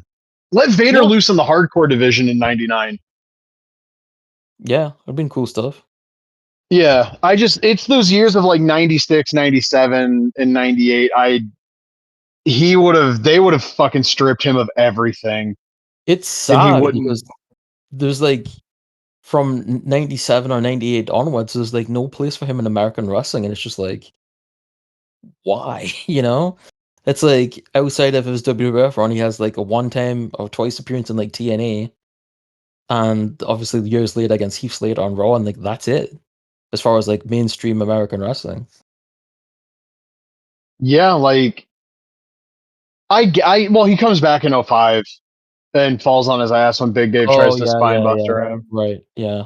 And then they edit that off the DVD, and you get the one attempt that actually worked. And he falls on his ass when he gets out of the ring too. And that was used for years as like people saying like, "No, Vader sucked. Look at this." Like, okay, he was in his 50s and he was close to 50 and he fell on his ass getting out of the ring.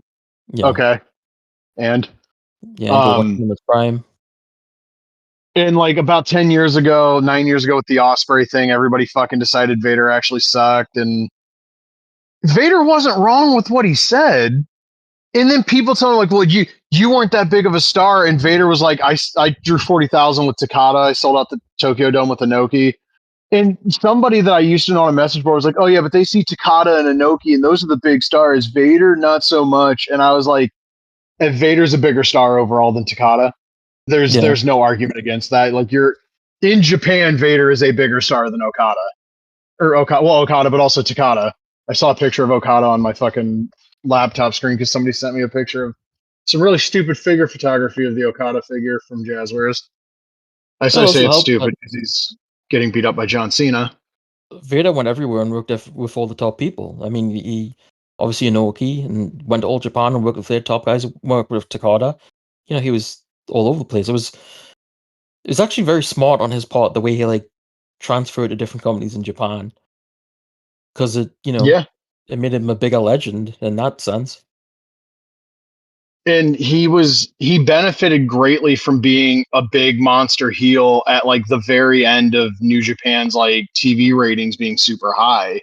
Yeah. Their ratings were still very good in the 90s, but like my understanding is like that the late 80s period was like that's the end. Yeah. It's still good in the 90s, but like when he comes into All Japan, like, yeah, he's past his prime, but he's immediately like, once he gets acclimated in that tag league, he's the best Westerner that company has until the split. Like, yeah, full stop. And there's very few moments where he gets to be Vader and Noah. And when he does, he's still a fucking man. Like, that Misawa match is great. Is that the Morishima match? The middle rope moonsault? Yeah, where he's like 1 foot on the middle rope, 1 foot on the top. Crazy, dude. Like, what the fuck? Another insane German suplex. Jesus Christ. Like, I mean, he was, past his prime at that point, and he was still doing crazy shit. Like, what the fuck? Yeah. I said it watching the Inoki match, like that moonsault he does, like you see the way his, like the lower half of his torso and his legs just ricochet when he hits the mat. That dude's lower back had to be fucked up, man. What was he trying to do against Hogan? Was like a shooting star press? Yeah, and he fucks his shoulder up doing it. God bless him for trying it. Imagine if it would have worked. Yeah. There's a Hogan and Vader house show match that I wish was filmed because apparently Hulk blades and he bleeds all over the fucking place for Vader. Oh, nice.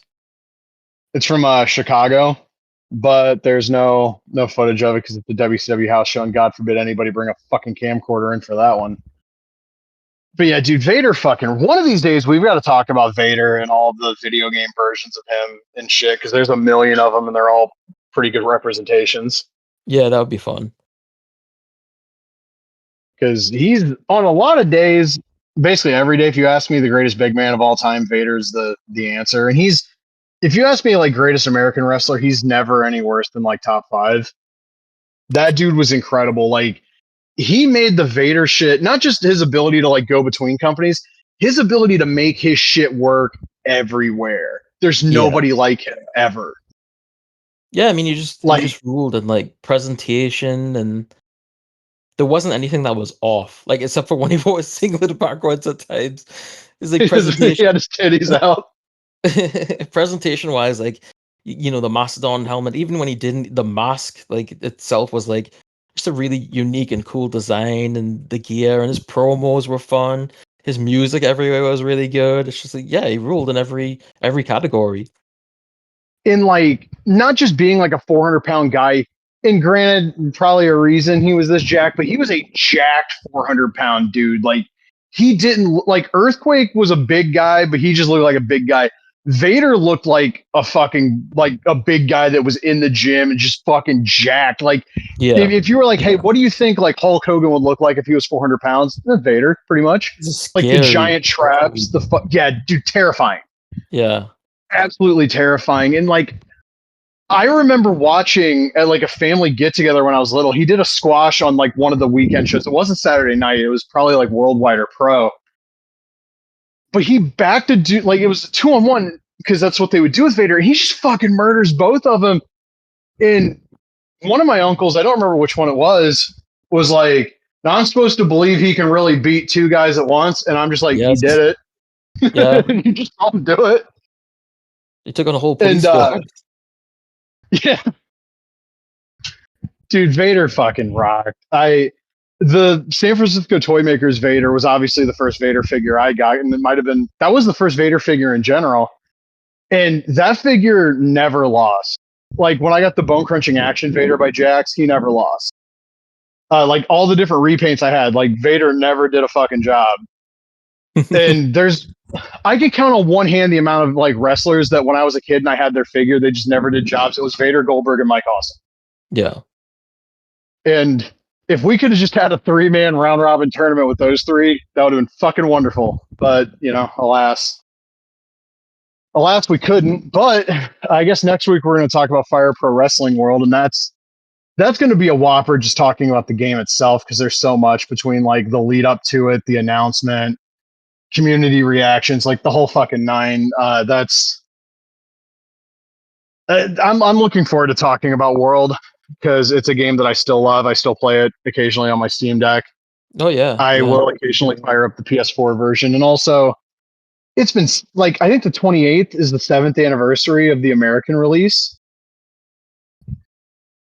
I think so. And it was the 8th, but I'm sorry, it was the 9th in Japan. Yeah, sorry. Okay, I was just gonna say unrelated, but I saw recently that we're on the 26th anniversary of coming up of Tokon Retsuden 4, which damn, yeah, that's 26 years. That's kind of crazy. I mean, we're like what 2-3 months off from SmackDown 2 and No Mercy turning 25. Yeah, that's right. I'm not really ready. Fire Pro D turns 25 next year. Fire Pro A turns 25 next year. God, I'm old. All-Star Pro turned 25 this year. Was All-Star Pro 2, 01, or 02? It was 01 because Muto's still in New Japan. 01. Yeah. Mm-hmm. So that's 25 next year, too. Jesus Christ, where's the time gone? Yeah, it's crazy. Like, when I was watching Vader versus Inoki last night, I swear we'll wrap up the show momentarily, but I was thinking back to the first time I saw that match. It was like 2 decades ago. Like, by the time I saw that match was like almost 10 years old. Next year, we're like 4.5 months away, that match turns 30. I saw that match for the first time in like probably 2002. All right, so you saw it a few years before I did, because I think the first time I saw it would have been 06. 2002, 2003, because I bought it in high school, so yeah, it'd have been around there. And like just sitting here thinking about it, that means that Vader and UWFI comp that Tabe made, I got that in like 2007, so it's been 18 years now. Good Lord. Yeah. But yeah, I hope everybody who listens to this enjoyed Forbidden Door if they watched. If you didn't watch, I hope you were watching Big Van Vader matches because that's a pretty worthwhile use of your time every day, not just today. And next week, we're going to talk about the last ? Fire Pro Wrestling game we're ever going to see. Just kind of everything about it. I wish fucking Phil Parent would have gotten back to me like a year ago because we probably could have done this then. It's too busy racing shit. Yeah. God forbid he just sends them into the woods at $25 like my parents did with me. No, I'm kidding. That didn't happen. But yeah, we'll talk Fire Pro World, and we'll dive deep into like the early days of Steam Workshop, the Fire Pro Anthology, the WWE creators coming over, the 2K creators, coming over, and just the painful gestation of the PlayStation 4 version and the delay of the launch of all the stuff on Steam. It's going to be a monumental undertaking. Obviously, Fire Promoter, the Suda 51 DLC, the Stardom collaboration, all the shit. We're going to talk about all of it. And I'm going to make a concerted effort to talk about all of it in painstaking detail because I love Fire Pro World. And I own multiple copies of the premium edition because I ended up grabbing a couple for people who told me they'd fucking like I'll buy it off of you because it was sold out on the site I went to get it from, and then they blocked me or ghosted me and then blocked me. So that's a fun way to end the show. But until then, take care. Don't be an asshole. Fuck the right wing. Donald Trump's a fascist, and fuck the IDF. Have a good day.